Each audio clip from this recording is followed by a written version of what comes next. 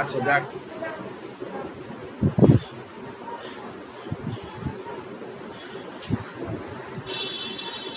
আচ্ছা এটা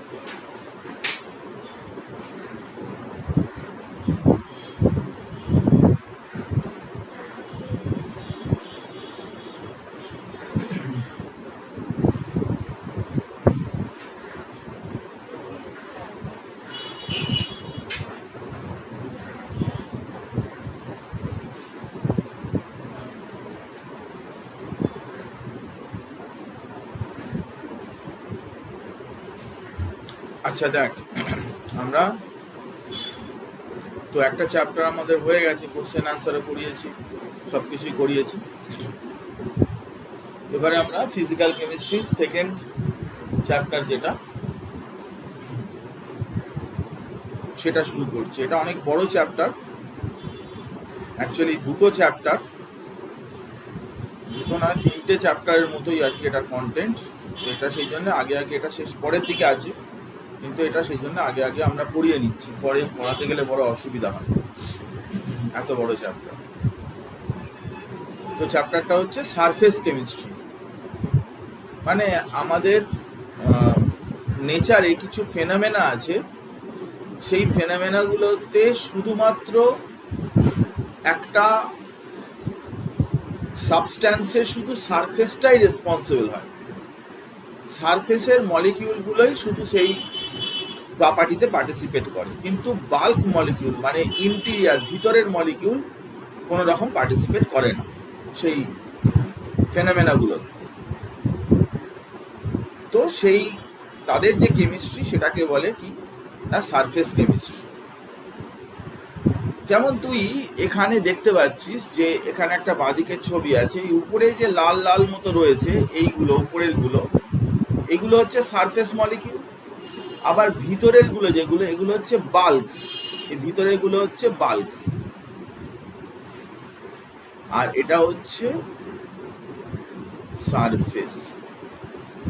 তো সারফেস মলিকিউলগুলোই শুধুমাত্র রেসপন্সিবল হবে এমন ধরনের যে ফেনোমেনা, সেটাই আমরা পড়ব। এরকম তিনটে ফেনোমেনা আছে, আজকে আমরা একটা পড়ব, সেটা হচ্ছে অ্যাডজর্পশন, আর একটা রয়েছে কোলয়েড, আর একটা রয়েছে ক্যাটালিসিস। এরকম তিনটে আলাদা আলাদা টাইপের জিনিস আছে এবং সেগুলো নিয়ে আমরা ডিসকাস করব। তো দেখ যে প্রথমে দেখ যে আমরা যেটা আজকে পড়তে চাই সেটা হচ্ছে কি না অ্যাডজর্পশন। এখানে টার্মিনোলজিটা ঠিক লেখা আছে ADSORPTION, মানে অ্যাবজর্পশন নয়, কিন্তু AB নয়, AD। এখানে অ্যাবজর্পশন বললে কি হয় না তার ইন্টেরিয়ার পর্যন্তই ব্যাপারটা বোঝায়। ধর এখানে একটা সারফেস রয়েছে, যেরকম ছবিতে দেখতে পাচ্ছি এখানে সারফেস রয়েছে, এবারে গ্যাস মলিকিউলস গুলো সব ঘোরাফেরা করছে। তো গ্যাস মলিকিউলস গুলো এই সারফেসের উপরে উপরে যদি আটকায়, সারফেসের উপরে উপরে যদি গ্যাস মলিকিউল এগুলো আটকে ভিতরে ঢুকে যাবে না, ভিতরে যদি ঢুকে এই পর্যন্ত চলে আসে ভিতর দিয়ে, তাহলে তখন তাকে বলে কি অ্যাবজর্পশন, AB। আর যদি শুধু সারফেসের জায়গাতেই রেসপন্সিবল হয় তাহলে তখন বলে কি AD, অ্যাডজর্পশন। যে সেটা এখন তুই দেখতে পাচ্ছিস সেটা একটা সলিড সারফেস, আর তার উপরে গ্যাসের অ্যাডজর্পশন হচ্ছে, কিন্তু এরকম নয় যে সবসময় শুধু সলিডের উপরে গ্যাসেরই অ্যাডজর্পশন হবে। তাহলে আমরা যেটা পরিষ্কারভাবে বলতে চাইছি, অ্যাডজর্পশন মানে কি ভালো করে পড়, বোঝ। Process of accumulation. কি? Process of accumulation. Of molecular species, মানে মলিকিউলস, সে গ্যাস মলিকিউলস হতে পারে, লিকুইড মলিকিউলস হতে পারে, যা খুশি হতে পারে, অ্যাট দ্য সারফেস, সারফেস মানে উপরের অংশ, বাইরের অংশ, rather than inside of A solid or liquid. একটা লিকুইড বা সলিডের ইনসাইডের চাইতে বাইরের সারফেসে কোনো মলিকিউলের যে অ্যাকুমুলেশন, সেই অ্যাকুমুলেশনকেই বলে কি? অ্যাডজর্পশন। তাহলে প্রথম এই প্রশ্নটা আমরা পেলাম যে অ্যাডজর্পশন বলতে তুমি কি বোঝো? Process of accumulation of molecular species at the surface. এই কথাটা গুরুত্বপূর্ণ, সেই জন্য অ্যাডজর্পশন কিন্তু সবসময় একটা সারফেস ফেনোমেনা, এটা সবসময় একটা সারফেস রিলেটেড ফেনোমেনা, সেই জন্যে শুধুমাত্র সারফেসই রেসপন্সিবল হবে। প্রথম কথা এটা গেল।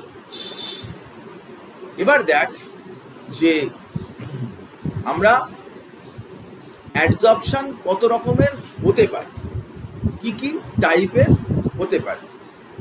তো এখানে আমরা দেখাচ্ছি যেটা, সেটা হচ্ছে যে একটা অ্যাডজর্পশন একদম বাঁদিকে যেটা আছে, একটা সলিড রয়েছে, তার সাথে লিকুইডের, সলিডের মধ্যে তার মধ্যে লিকুইড আছে। আবার লিকুইড একটা লিকুইড আর একটা লিকুইডের মধ্যেও হতে পারে, বা লিকুইডের সাথে গ্যাসও হতে পারে, সলিডের সাথে গ্যাসও হতে পারে, এরকম অনেক টাইপের হতে পারে। তো যে টাইপেরই হোক না কেন, যে দুটো টাইপের মধ্যে এই অ্যাডজর্পশনটা হবে, একটা লিখে একটা স্ল্যাশ দিয়ে আর একটা লিখতে হবে। সলিড লিকুইডের মধ্যে অ্যাডজর্পশন সলিড স্ল্যাশ লিকুইড, সলিড গ্যাসের মধ্যে সলিড স্ল্যাশ গ্যাস। তো এখন এতে দুটো পার্ট থাকে, একটার মধ্যে অ্যাডজর্পশন হয় আর একটা অ্যাডজর্পশন হচ্ছে। মানে কথার কথা যে একটা চারকোল রয়েছে,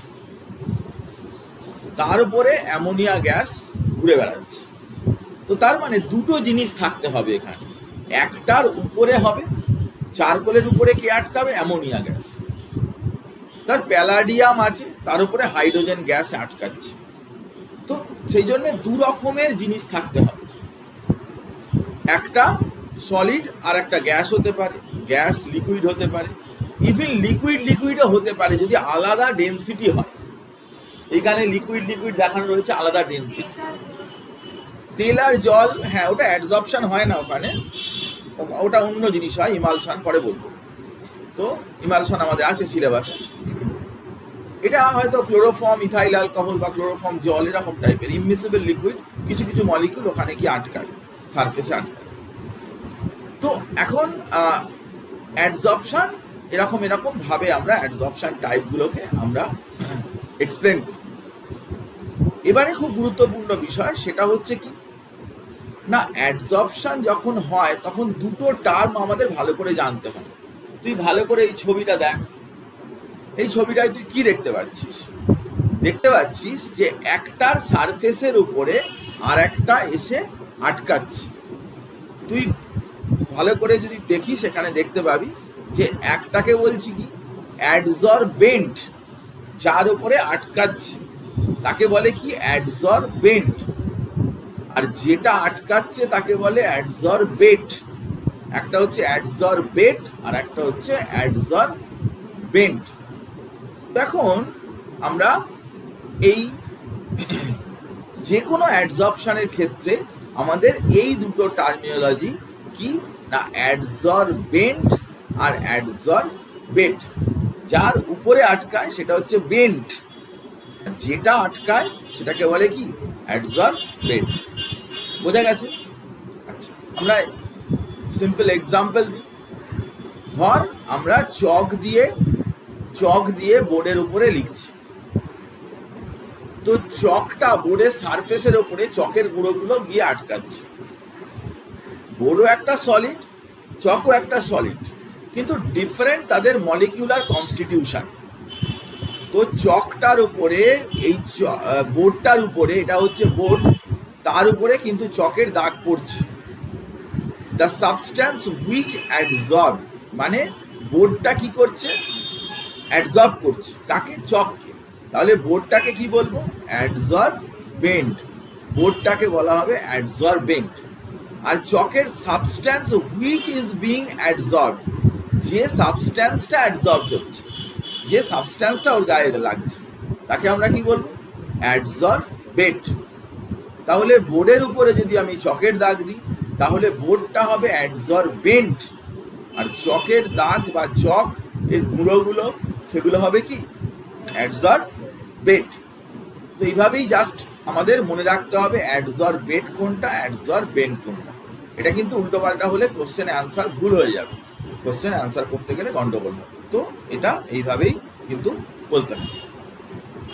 এখন দেখ যে আমরা এই অ্যাডজর্পশন এবং অ্যাবজর্পশন আরো কাছাকাছি একটা দুটো টার্ম, এবং সেই টার্ম দুটোর মধ্যে আমরা ডিস্টিংশন করার চেষ্টা করব, মানে তাদের মধ্যে ডিফারেন্সিয়েট করার চেষ্টা করব। তো অ্যাডজর্পশন আর অ্যাবজর্পশন এটা কিন্তু টোটালি ডিফারেন্ট ফেনোমেনা। এই ফেনোমেনা কিন্তু একই রকমের নয়। ভালো করে ছবিতে দেখ যে এটাতে কি হচ্ছে না, শুধুমাত্র বাইরের গায়েতে কিন্তু মলিকিউলগুলো আটকাচ্ছে, একটা সলিড বা লিকুইডের সাথে, সলিড বা গ্যাস যা খুশি হতে পারে। কিন্তু এখানে ডান দিকে দেখ অ্যাবজর্পশন যখন বলছি তখন কিন্তু ভিতরেও চলে যাচ্ছে, ভিতরে মলিকিউলস গুলো কিন্তু কালো অংশের ভিতরেও চলে গেছে। তাহলে সারফেসের ফেনোমেনা হিসাবে আমরা ওটাকে কনসিডার করতে পারছি না, দ্যাট ইজ বাল্ক ফেনোমেনা। এটা হচ্ছে কি, সারফেস ফেনোমেনা।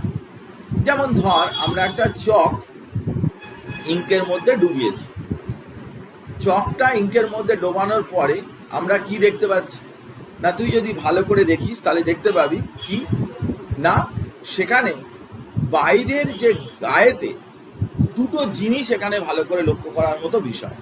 তুই ভালো করে দেখ যে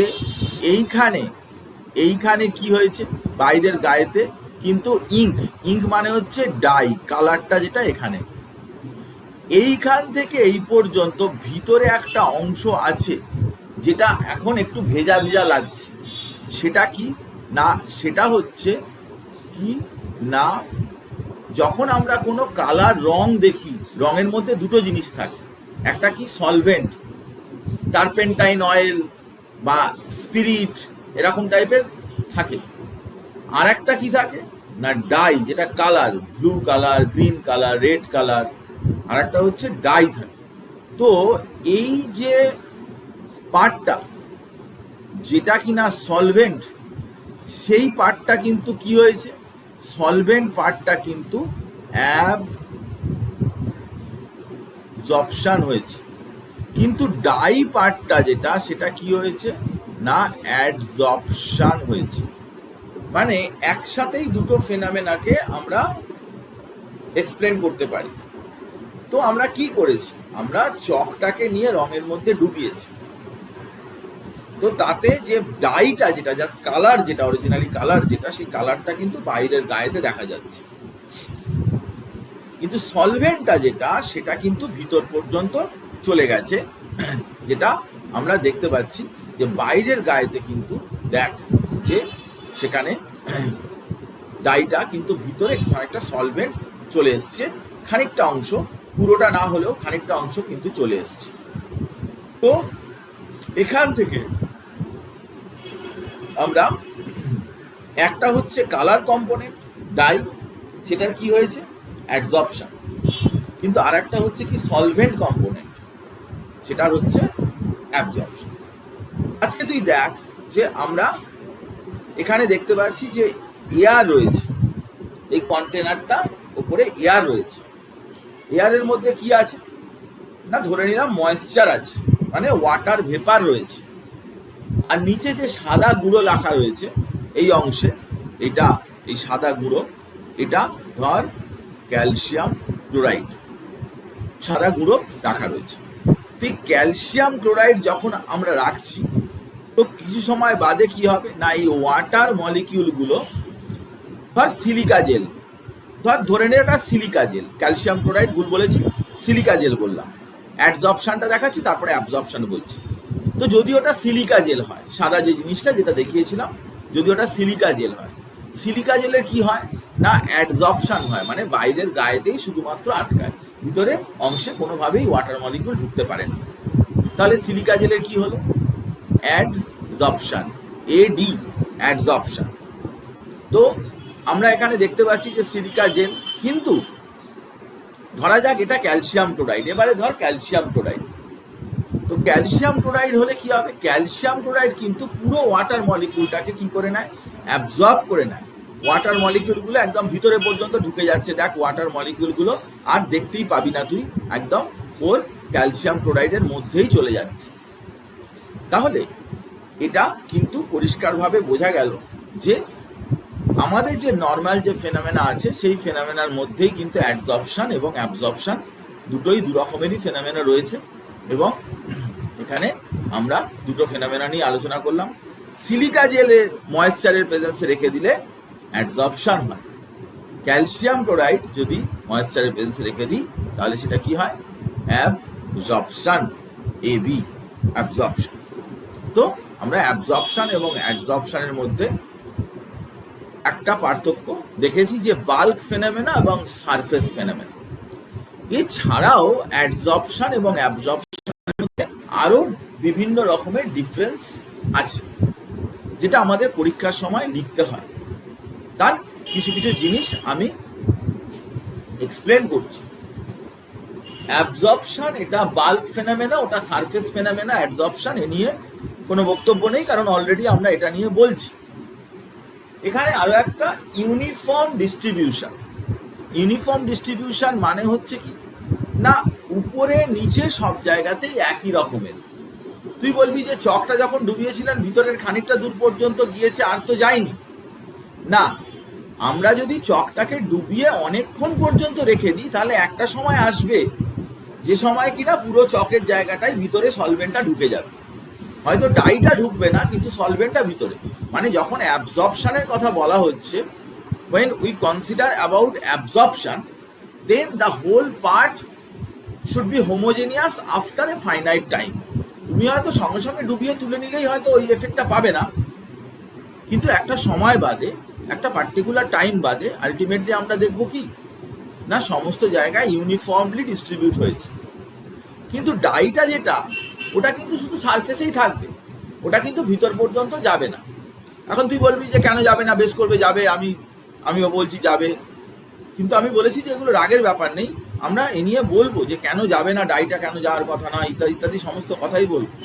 কারণ সবাই আমরা জানি যে কেমিস্ট্রি ইজ এক্সপেরিমেন্টাল সায়েন্স, এটা এক্সপেরিমেন্ট করে আমরা যা দেখেছি তার বেসিসেই আমরা কথা বলি। এখানে কোনো রকম কোনো গাঁজাখুরি বক্তব্য রাখার কোনো দরকার নেই, একেবারেই চলবে না। তার কারণ আমরা প্রথমে এক্সপেরিমেন্ট করি, তারপরে থিওরি দিই। আমাদের কেমিস্ট্রি পড়ার ধরনটাই এরকম যে আমরা আগে জিনিসটাকে সচক্ষে দেখি, নিজের চোখে দেখি, দেখার পরে থিওরিটা দেওয়া হয়। সেই জন্যে কি হয় না সব জিনিসে এক্সপ্লেনেশন থাকে যে কেন এটা হচ্ছে। কারণ আমরা আগে থিওরি দিই তারপরে তার বেসিসে এক্সপেরিমেন্ট করি, এরকম নয়। কারণ এক্সপেরিমেন্ট সবসময় হোয়াট উই অবজার্ভ, আমরা কি দেখতে পাচ্ছি সেটাকে আগে বিশ্বাস করতে হবে। তোমার থিওরি ভুল হতে পারে, থিওরিটা তুমি নাও মানতে পারো, কিন্তু তুমি আজকে কি দেখছো সেটাকে তো তোমাকে মানতেই হবে। চোখের সামনে যেটা তুমি দেখতে পাচ্ছ সেটাকে তো মানতেই হবে। তো তুই বলবি অনেক থিওরি তো এরকম ভুল প্রমাণিত হয়ে গেছে, অনেক এক্সপেরিমেন্টাল ফ্যাক্টও আছে সেটা ভুল প্রমাণিত হয়েছে। না, সেটা কি হয়েছে না এমন কিছু কিছু কেমিস্ট্রি ফেনোমেনা আছে যেটা কিনা কখনো অবজার্ভ করা যায় না।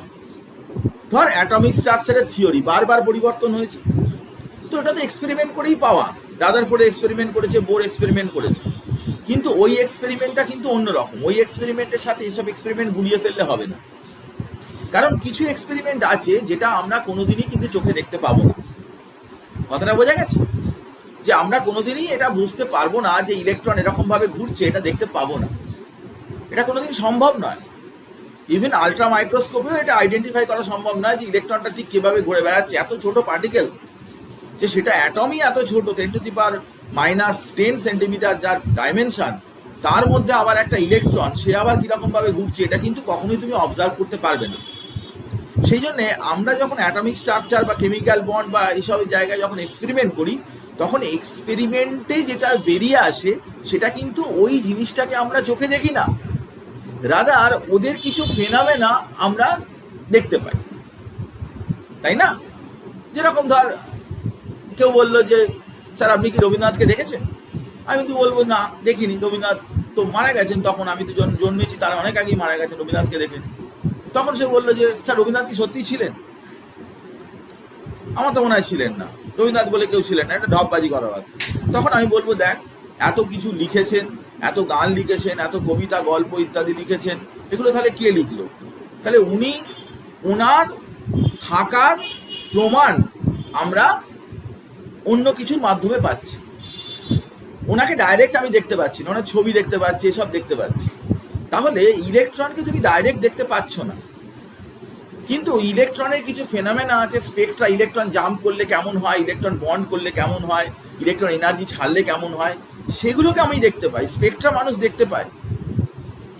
তো এইগুলোর ক্ষেত্রে কনসিডারেশনের সময় অ্যাঙ্গেল অফ ডিটারমিনেশন, যে দৃষ্টিভঙ্গি দিয়ে দেখা হচ্ছে, সেটা অনেক সময় কি হয় না ভুল হয়। এই এক্সপেরিমেন্টাল অবজারভেশনে ভুল হয়। কেন ভুল হয়? তুই বলি কেন ভুল হয়? সায়েন্টিস্ট আর আমার ভুল করেছি, আপনি বেশি জানেন, পড়তে আসবো না পরের দিন থেকে। না, এরকম বলতে নেই বাবা। একটা জিনিস বোঝার চেষ্টা কর, সেটা হচ্ছে যে আমরা যখন কোনো কিছু কাজ করি তখন কি করি না, বাজার থেকে কোনো জিনিসপত্র পাওয়া যায়, সেগুলোকে দিয়ে বানিয়ে একটা এক্সপেরিমেন্ট করি।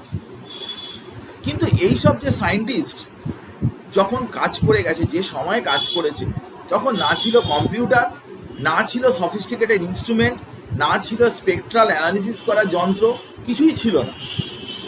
গোল্ড ফয়েল এক্সপেরিমেন্ট, উনি গোল্ড পাতকে পিটিয়ে পিটিয়ে পিটিয়ে পিটিয়ে পাতলা করে সেই পাত নিয়ে এক্সপেরিমেন্ট করেছে, গোল্ডের পাত নিয়ে করেছে। তো থোড়ি গোল্ডের পাত বাজারে কিনতে পাওয়া যাচ্ছিল, সেটা নিয়ে উনি এক্সপেরিমেন্ট করেছে। তো যত টাইম গেছে তত কি হয়েছে না, ডেভেলপমেন্ট, সায়েন্সের ডেভেলপমেন্ট হয়েছে। একটা মানুষে নিজের থেকে এক্সপেরিমেন্ট করে যে জিনিসপত্র বানিয়ে এক্সপেরিমেন্ট করেছে, আর যখন কম্পিউটারাইজড এইসব হয়েছে তার মাধ্যমে যদি এক্সপেরিমেন্ট করে, তাহলে সেই এক্সপেরিমেন্ট অনেক সফিস্টিকেটেড হবে, তার অবজারভেশনও অনেক ভালো হবে। তো যত দিন গেছে তত কি হয়েছে না, এই এক্সপেরিমেন্টের যে এরার, এক্সপেরিমেন্টের যে ভুল, সেই ভুলের পার্সেন্টেজটা কমেছে, এবং নতুন নতুন ওখান থেকে কনক্লুশন, অবজারভেশন বেরিয়ে এসছে, যার বেসিসে যখন পরবর্তীকালে সায়েন্টিস্টরা এক্সপেরিমেন্ট করেছে, তখন তাদের মনে হয়েছে যে আগে যে ভদ্রলোক এক্সপেরিমেন্ট করেছেন তার অবজারভেশনে কিছু ভুল ছিল। সেই জন্য এরকম ভাবার কোনো কারণ নেই যে আমি যা দেখছি সেটাই সবটাই আমি নাও দেখতে পারি।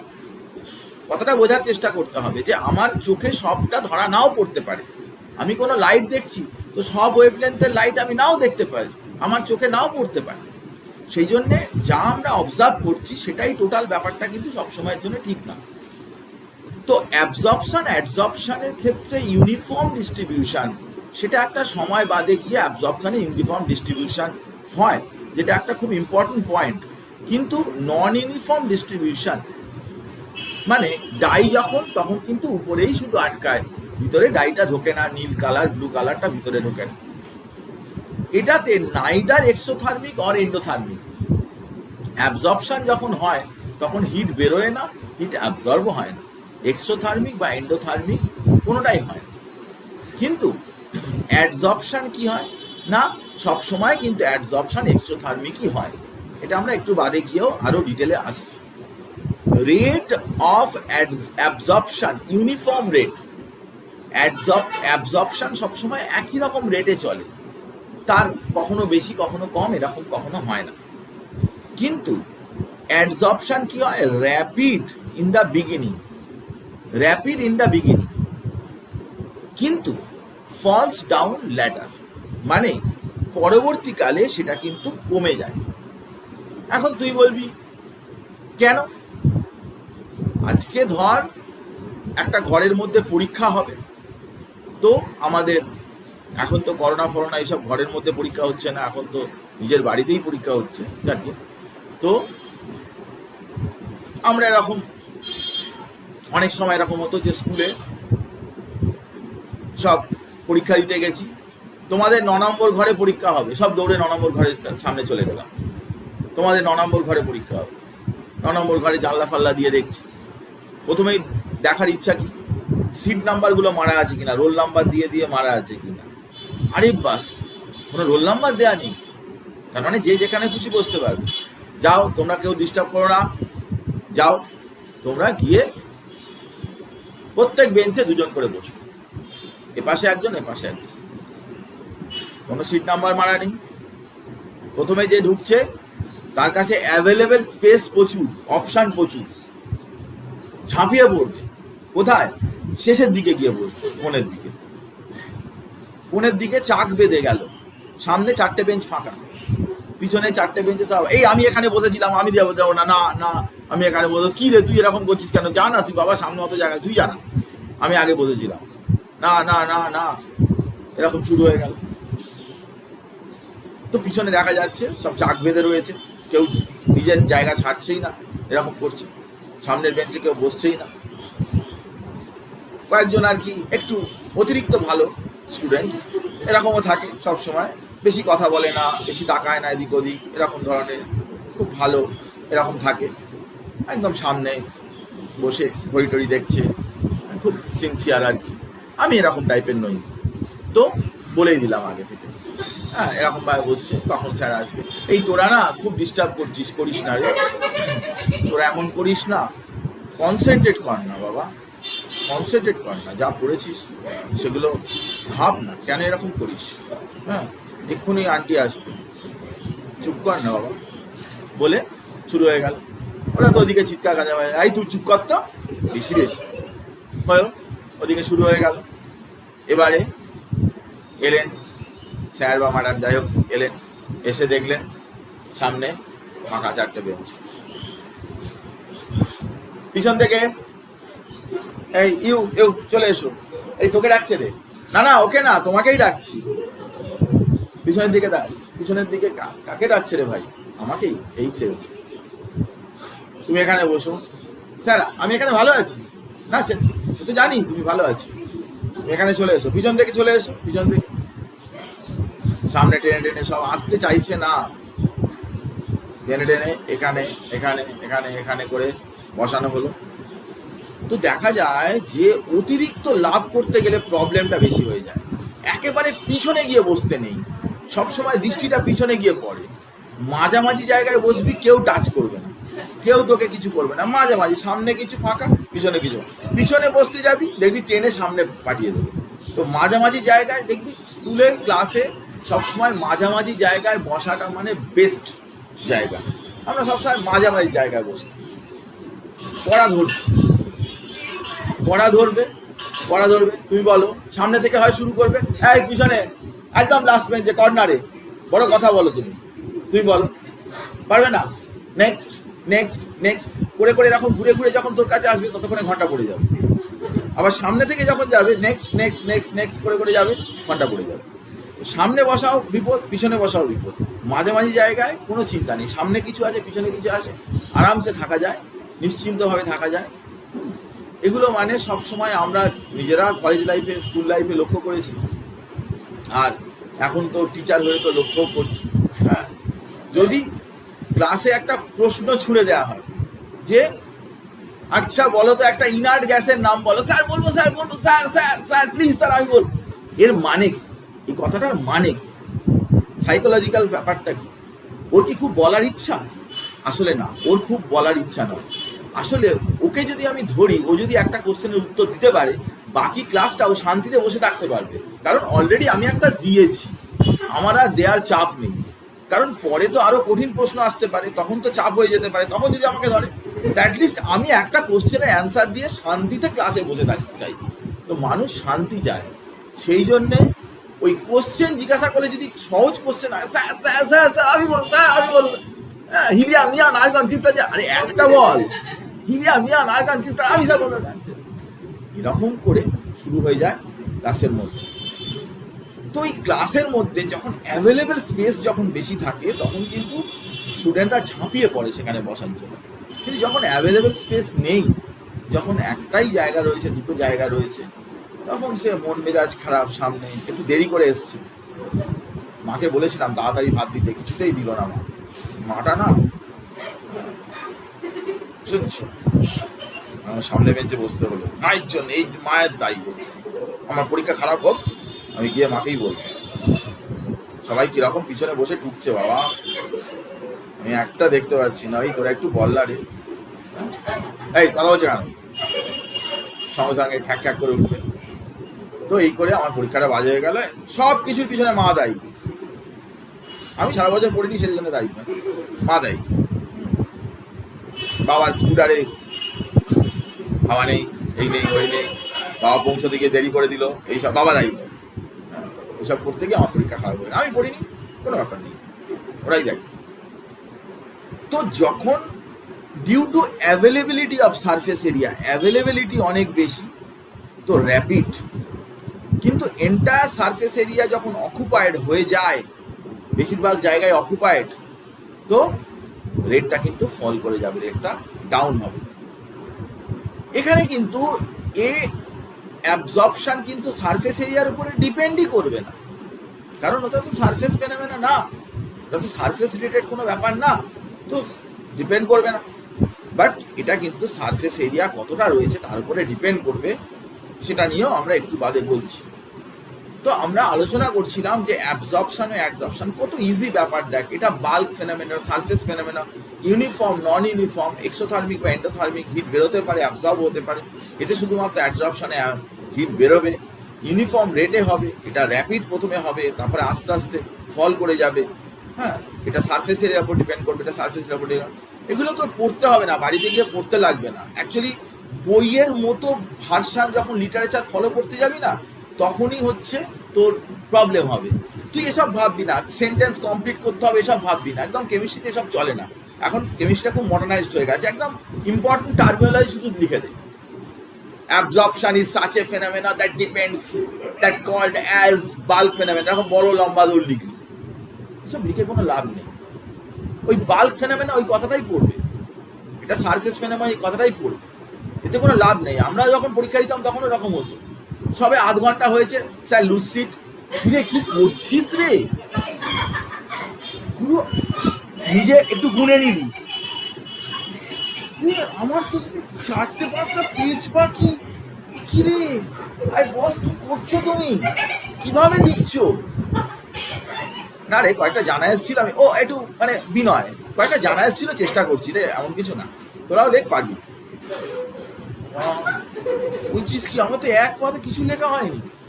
এসব যুগ চলে গেছে, এসব যুগ চলে গেছে, অত বেশি বেশি লিখে কোনো লাভ নেই, কনসাইজ ফর্মে লিখতে হবে। কিছু কিছু স্টুডেন্ট আছে, স্যার লুসিড, স্যার 3টে দিন একসাথে, 3টে ছাড়া হয়ে গেল, ঠিক আছে তুমি লেখো, আমি তো আছি দেবো। স্যার 3টে দিন না স্যার, লাইনটা সুবিধা প্রচুর লাগবে স্যার, এত লিখ, ইতনা কনফিডেন্স, এত লিখবি তুই পরবর্তীকালে। আমি স্যার এইটাই লিখবো, এখন এটাই ভাবছি, পরে কালেকশন করে কোথা থেকে পাবো সেই অনুযায়ী আমি পেজ নেব, অন্যকে ওকে জিজ্ঞাসা করতে হবে আমি পেজ নেবো কি না।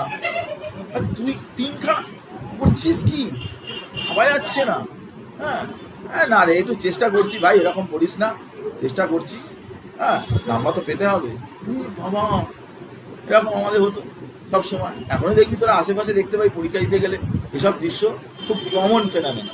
হ্যাঁ, কিন্তু খুব এনজয় করি, আমার খুব ভাল লাগে আর কি। হ্যাঁ, আমার খুব এনজয়, ছোটোখাটো জিনিস কিন্তু তার মধ্যে কিন্তু একটা আনন্দের মানে একটা সোর্স থাকে। ছোটোখাটো জিনিস এগুলো খুব কমন ব্যাপার, খুব কমন ব্যাপার দেখবি, কিন্তু কি খুব ভাল লাগে। আমি পরীক্ষালে গার্ড দিই, আমার খুব ভাল লাগে। এমন কিছুই না, আজ একটা স্টুডেন্ট ঢুকতে গেল, একজনের ব্যাগটা দাম করে পড়ে গেল, একটা গোদা টাইপের ব্যাগ দাম করে পড়ে গেল, এটা কোনো ঘটনাই নয়, এটা নিউটনের ল কি গ্র্যাভিটেশন ল জাস্ট পড়ে গেছে। কিন্তু অন্তত 99% স্টুডেন্ট হাসবে। হ্যাঁ, কিন্তু যার ব্যাগ পড়ে গেছে ও কিন্তু গম্ভীর, ঠিক আছে, ও তুলে নিয়ে বসে পড়ে, ধুলো ঝেড়ে বসে পড়ে, বাকি সবাই হাসবে। কিন্তু এটা কোনো ঘটনাই না, কিন্তু হরবগত ঘটে, প্রত্যেক দিন ঘটে। স্কুলে একজন ঢুকতে গিয়ে অন্যের ব্যাগ ফেলে দেয়, অনেকে ইচ্ছা করে ফেলে, অনেকে পড়ে যায়, হাত লেগে পড়ে যায় ইত্যাদি। কি হলো, ব্যাগটা ফেলে দিই কেন? হ্যাঁ, গম্ভীরভাবে তাকাচ্ছে। এগুলো আমি অবজার্ভ করি, আমি ক্লাসে থাকা অবস্থা অবজার্ভ। এক সময় আমি ওদিকে ছিলাম, একদিন উল্টো দিকে আছি, কিন্তু আমার বেশ অবজার্ভ করতে বেশ ভালো লাগে, বেশ আনন্দ লাগে। আমি ব্যাপারগুলো খুবই এনজয় করি, প্রত্যেকটা জিনিস এনজয় করি, এবং তোরাও দেখবি যে ভালো করে যদি চোখ মেলে তাকাস তাহলে দেখবি ভালো লাগে যে সাধারণ সাধারণ ঘটনা।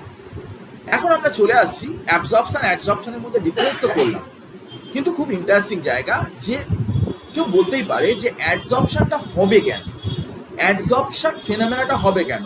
তুমি শুধু সারফেসে আটকে বসে থাকবে, ভিতরে যাবে না? বেশ করে ভিতরে যাবে, জানতো আপনি? শুধু সারফেসে আটকে বসে যা বলবে তাই শুনতে হবে না, এরকম বলতে নেই। ব্যাপারটা হচ্ছে সারফেসে কিছু কিছু ব্যাপার রয়েছে যেটা কিনা বাল্কে সেই ব্যাপারটা নেই। চল আমরা ভালো করে দেখি, আমি তোকে ছবিতে সমস্ত কিছু দেখার চেষ্টা করি, তুই ভালো করে খেয়াল করে দেখ যে একটা বাল্কে একটা লিকুইড মলিকিউল আছে, একটা সারফেসে আছে। তুই ভালো করে খেয়াল করে দেখ যে সারফেসে যে লিকুইড মলিকিউলগুলো আছে তার উপরে যে অ্যাট্রাকশন সেটা এই বরাবর আছে, এই বরাবর আছে, এই বরাবর আছে, এই বরাবর আছে, এই বরাবর আছে, নিচের দিকে একটা টান রয়েছে এবং ওই লাইন কিন্তু উপরের দিকে তো কোনো মলিকিউলই নেই।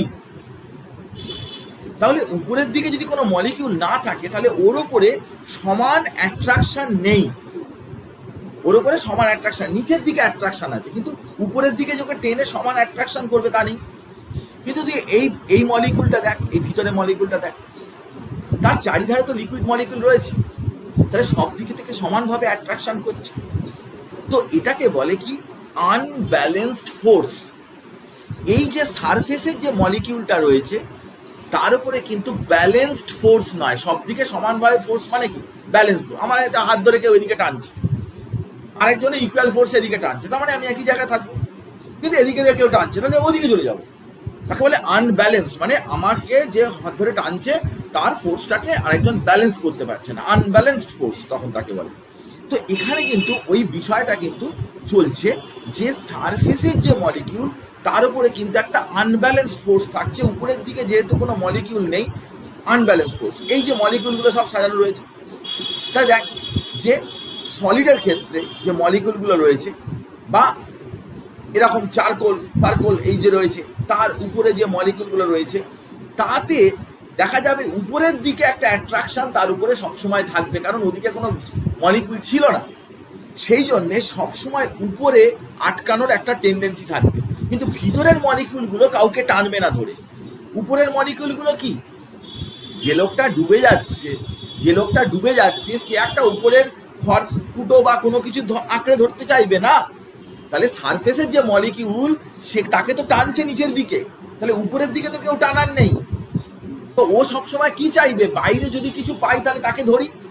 তো বাইরে যে গ্যাস মলিকিউলস যে ঘুরে বেড়াচ্ছে তাকে তো টানতে চাইবে, তো গ্যাস মলিকিউলস গুলো কোথায় আটকাবে, সারফেসের বাইরেই আটকাবে, ভিতরে তারা ঢুকে যাবে না, কারণ ভিতরের যে মলিকিউল আছে তার কোনো আর্জ নেই, কারণ তার তার তো সব দিকেই মলিকিউল রয়েছে, তার আর কি দরকার গ্যাস মলিকিউলসকে টেনে ভিতরের দিকে নিয়ে নেওয়ার কি দরকার, তার দরকার নেই, কারণ তার তো সব দিকেই মলিকিউলগুলো রয়েছে।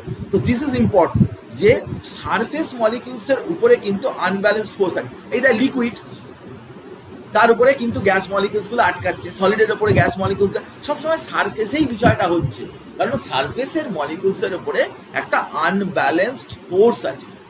এই আনব্যালেন্সড ফোর্সের জন্যেই কিন্তু এই অ্যাডসর্পশন ফেনোমেনাটা হয়। আমি তোকে জাস্ট এই জিনিসটাই তোকে বোঝাতে চাইছি যে ভালো করে তুই দেখে নে যে বাল্কের যে মলিকিউল, ভিতরের যে মলিকিউল, তার কি কি ফোর্স আছে তার উপরে এবং সারফেসেতে কি কি আছে। সিম্পল ব্যাপার, দেখ molecules present in the bulk of the liquid, তার মধ্যে আমরা কি, তার উপরে ফোর্সটা কি, ব্যালেন্স। দেখ এই মলিকিউলটা এদিকে ওদিকে ওদিকে ওদিকে সব দিকে মলিকিউল আছে, তাহলে এই ফোর্সটা ব্যালেন্স। ব্যালেন্স মানে কি, স্টেবল, আমি এই অবস্থায় থাকতে ভালোবাসি, সব দিকে আমার সমানভাবে ফোর্স রয়েছে। স্টেবল মানেই হচ্ছে লেস এনার্জি। মলিকিউল সবসময় চায় যে আমার এনার্জি যেন কম হয়, তাহলেই আমি ভালো থাকবো, এনার্জি যেন স্টেবল হয়, কম হয়। ওখানে দেখ ওপরে সারফেসের যে মলিকিউল, এই জায়গায় যে মলিকিউল আছে, এই মলিকিউলটা রয়েছে, দেখতেই পাচ্ছিস যে তার এই দিকে অ্যাট্রাকশন রয়েছে, এই দিকে অ্যাট্রাকশন রয়েছে, এই দিকে অ্যাট্রাকশন রয়েছে, কিন্তু উপরের দিকে নেই। তাহলে এই মলিকিউলের উপরে কিন্তু ফোর্সটা কি, আনব্যালেন্সড, মানে আনস্টেবল, মানে তার মোর এনার্জি। তো মোর এনার্জি থেকে কি করতে চাইবে, সে লেস এনার্জি করতে চাইবে, তাহলে সে কিছু কিছু মলিকিউল যা পাবে সেই মলিকিউলগুলোকে সে আঁকড়ে ধরতে চাইবে, and that is the cause for adsorption. এটাই তো অ্যাডজর্পশন। অ্যাডজর্পশন তো এর ছাড়া অন্য কিছু নয়। নিশ্চয়ই বোঝাতে পারলাম আমি ব্যাপারটা। তো বিষয়টাও তুই ভালো করে বোঝার চেষ্টা কর যে অ্যাডজর্পশন বইতে অনেক কিছু কাণ্ড কারখানা করে বুঝিয়েছে, কিন্তু আমি তোকে সিম্পল কয়েকটা শব্দে দিয়ে আমি বোঝানোর চেষ্টা করছি, কারণ পরীক্ষার সময় তোর যে টার্মগুলো ইম্পর্টেন্ট হবে সেগুলো এগুলোই, এই কথাগুলোই তোর অ্যান্সারের মধ্যে থাকতে হবে। তুই কি গল্প লিখেছিস সেটা গুরুত্বপূর্ণ কথা নয়। তো molecules present in the surface, তার মধ্যে আনব্যালেন্সড ফোর্স আছে, আনস্টেবল এবং তার মোর এনার্জি, সেই কারণেই অ্যাডজর্পশন হয় টু ডিক্রিজ ইটস এনার্জি। এনার্জিটাকে সে ডিক্রিজ করতে চায়, সেই জন্যই অ্যাডজর্পশন হয়। তাহলে আমরা অ্যাডজর্পশন করলেই হবে না, জানতে হবে যে অ্যাডজর্পশন কেন হবে, রিজন ফর অ্যাডজর্পশন। অ্যাডজর্পশনের কারণটা আমরা জানতে চাই, যে বাল্কে কেন হয় না, সারফেসে কেন হয়। কথা বুঝেছিস? ব্যাস, এবারে চলো আগে। তো ইন অর্ডার টু, আমরা তাহলে কি কথাটা বলবো, in order to balance the unbalanced force of the surface molecule. এই যে আনব্যালেন্সকে ব্যালেন্স করার জন্য সারফেস মলিকিউলগুলো অ্যাডজর্পশন করে, এটাই হচ্ছে কারণ, এটাই হচ্ছে মূল কথা, যে আনব্যালেন্স ফোর্সকে ব্যালেন্স করার জন্য আমরা কিন্তু অ্যাডজর্পশন ফেনোমেনাটা করি, অ্যাডজর্পশন ফেনোমেনাটা হয়। এখন দেখ যে অ্যাডজর্বেন্ট মানে কারা না, যাদের মধ্যে অ্যাডজর্পশনটা হবে। চারকোল, তার উপরে অ্যামোনিয়া গ্যাস, তো চারকোলটা হচ্ছে কি অ্যাডজর্বেন্ট, আর অ্যামোনিয়াটা অ্যাডজর্বেট, একথা আগেই বলেছি। তো কমন অ্যাডজর্বেন্ট কোনগুলো খুব আমরা বেশি আমাদের চারিধারে দেখতে পাই, চারটের নাম আমি তোকে বলছি। একটা হচ্ছে কি চারকোল, চারকোল জানিস যে কাঠ কয়লা, কয়লা গুঁড়ো। সিলিকা জেল, একদম কাঁচের মতো ওরকম স্বচ্ছ দেখতে। অ্যালুমিনা জেল, অ্যালুমিনা জেল নানান রকমের কালার হয়, এখানে ইয়েলোইশ কালার দেওয়া রয়েছে, আরো বিভিন্ন রকমের কালার হয়। এবং ক্লে, ক্লে মানে ওর মধ্যেও তো সিলিকেট থাকে, ন্যাচারালি ক্লে কিন্তু অ্যাবজর্ব করে। দেখবি যে বৃষ্টি হলো ধর, তারপরে ময়েশ্চার, দেখবি যে কোনো কাদা মাটি বা শুকনো ভেজা মাটি বেশ খানিকটা ময়েশ্চার পরের দিন সকাল পর্যন্ত, যতক্ষণ না দুপুর রোদ্দুরে আলো বেরোলো, রোদ্দুর বেরোলো, ততক্ষণ পর্যন্ত কিন্তু সাথে ভেজা ভেজা ব্যাপারটা কিন্তু থেকেই যায়, তাই না? তো ক্লে, তার মধ্যে সিলিকেট থাকে, সিলিকেটগুলো কিন্তু ভালো অ্যাডজর্বেন্ট, সেই জন্যে এগুলোর নাম মনে রাখবি যে charcoal, silica gel, aluminium gel এবং ক্লে, এগুলো হচ্ছে কমন অ্যাডজর্বেন্ট। অনেক সময় নাম জিজ্ঞাসা করে।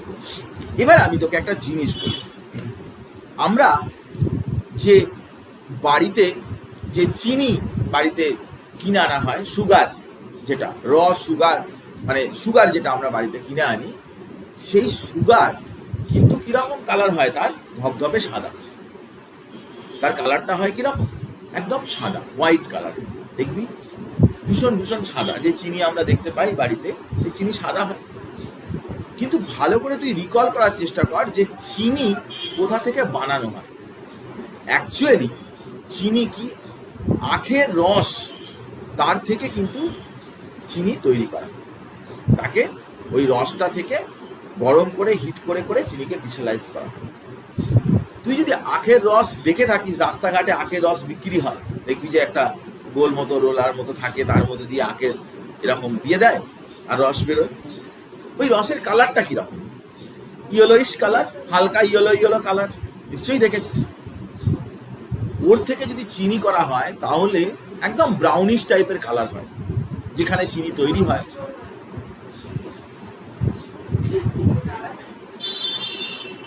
ব্রাউন সুগার বলে না, ব্রাউন সুগার অন্য জিনিস। হ্যাঁ ব্রাউন সুগার হয়, সেটা আমি জানি, ওটা ব্রাউন সুগার না। ব্রাউন সুগার হচ্ছে অন্য জিনিস। ব্রাউন সুগার হচ্ছে নেশা ফেশা করে যারা, হ্যাঁ, এক রকমের ওটা, হ্যাঁ,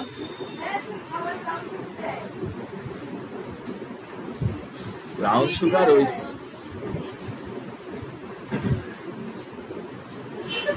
ব্রাউন সুগার অন্য জিনিস। ব্রাউন সুগার, হেরোইন, কোকেন এগুলো অন্য জিনিস। হ্যাঁ, এগুলো আলাদা জিনিস। এগুলো সমস্ত নার্কোটিক। হ্যাঁ, নার্কোটিক মানে হচ্ছে নেশার জিনিস, নেশা করে আর কি। এগুলো নিয়ে ব্রাউন সুগার ইঞ্জেকশন নেয়, এইসব আছে আর কি। আমি অত ডিটেলে জানি না, কিন্তু তুই নেটে সার্চ করে দেখবি যে ব্রাউন সুগার এরকম খায়। 1 গ্রাম ব্রাউন সুগার খেয়ে হয়তো ধর এরকম, আমি এক জায়গায় পড়ছিলাম 17-18 দিন বাদে ঘুম থেকে উঠলো, এরকম ধরনের আর কি। মানে অনেক দিন ক্যালেন্ডারের দিন পেরিয়ে গেছে, সে এবারে নিজের এক্সপিরিয়েন্স শেয়ার করছে যে আমি এরকম ব্রাউন সুগার খেয়েছিলাম, তাও যখন ঘুম থেকে উঠলাম তখন দেখলাম যে ক্যালেন্ডারি মার্চ মাসের 1 তারিখে ঘুমিয়েছি, দেখছি 18 তারিখ নাগাদ ঘুম থেকে উঠলাম। মানে তার মধ্যে অতগুলো দিন পেরিয়ে গেছে। মানে তার নার্ভের কোনো কাজই করে না, নার্ভ তার আর কোনো কাজ, অতদিন পর্যন্ত সে ঘুমিয়েই কাটিয়ে দিয়েছে। মানে মানে বাড়ির অন্য কেউ যদি থাকতো তাহলে ভাবতো যে মারা গেছে বলে শ্মশানে নিয়ে গিয়ে পুড়িয়ে টুড়িয়ে চলে আসতো। 17-18 দিন ধরে ঘুমাচ্ছে, তো কে ভাববে যে বেঁচে রয়েছে, তাই না? ঘরের মধ্যে যদি পাখি ডাকি তাকে পাখি এসে ঠোকরাবে। 17-18 দিন ধরে কেউ ঘুমিয়ে থাকতে পারে? কিন্তু এটা কমন ব্যাপার, কমন ফেনোমেনন। একজনের কথা আমি বলতে পারি, আমি তার মানে ওই সিনেমাতেও দেখিয়েছিল, সঞ্জয় দত্ত এরকম সঞ্জয় দত্ত করতো। সঞ্জয় দত্ত একসময় হেরোইন আর কি ইঞ্জেকশন নিত। হ্যাঁ, সঞ্জু বলে একটা সিনেমা আছে, কিন্তু এই জিনিস দেখিয়েছে যে ও অনেকদিন বাদে ঘুম থেকে উঠেছে, এরকম একটা ইনসিডেন্ট আছে। তো যাকে ব্রাউন সুগার আলাদা জিনিস। সুগারকে হিট করলে ব্রাউনিশ কালার লাগবে। হ্যাঁ, সে তো মানে তো অনেকেই ভুল বোঝে। হ্যাঁ, আমি যদি কাউকে জিজ্ঞাসা হ্যাভ ইউ এনি গার্লফ্রেন্ড, তো সবাই কি ভাবে? আমি যদি কাউকে জিজ্ঞাসা করি হ্যাভ ইউ এনি গার্লফ্রেন্ড, তো সে বলবে I have many friend who are girl but I have no girlfriend as such. এই কথার মানে কি? গার্লফ্রেন্ড মানে মেয়ে বন্ধু তার আছে কিনা, এটা জিজ্ঞাসা করা হচ্ছে। তো সে তখন গার্লফ্রেন্ড তার টার্মিনোলজিটাকে চেঞ্জ করে ফেলছে। সে বলছে আমার অনেকগুলো মেয়ে বন্ধু আছে কিন্তু একটাও গার্লফ্রেন্ড নেই। What is this? তো brown sugar which is brown and brown sugar, that is totally different. এরকম ভাবেই আর কি টার্মিনোলজিটা হচ্ছে। তো এই যে কালারের যে একটা ব্রাউনিশ কালারের যে সুগার, র সুগার যেটা, সেটাকে কিন্তু সাদা করার একটা টেকনিক আছে। টেকনিকটা আমি তোকে দেখাচ্ছি। যে টেকনিকটা কি করা হয় না, চারকোলের মধ্যে দিয়ে ওই সুগার সলিউশনটাকে পাস করিয়ে দেওয়া। চারকোলের মধ্যে দিয়ে যদি সুগার সলিউশনটাকে পাস করানো যায়, এই চারকোল, অ্যানিম্যাল চারকোল, এর মধ্যে দিয়ে যদি পাস করানো যায়, তাহলে তুই দেখতে পাবি যে উপর থেকে যেটা নিচে পড়বে সেটা কিন্তু কালারলেস ফিল্ট্রেট। চারকোল কি করে না, কালারটাকে কি করে, অ্যাবজর্ব করে। চারকোলের মধ্যে ওই কালারটা আটকে যায়, ডাইগুলো যে কোনো কালার আর কি, ওটা আটকে যায় এবং কালারলেস ফিল্ট্রেট চলে আসে। এই ফিল্ট্রেটটাকে গরম করে সেখান থেকে সুগারকে ক্রিস্টালাইজ করলে সেখানে কোনো রকম কোনো আমরা ওই জিনিসগুলো আমরা পাবো না। তো হ্যাঁ,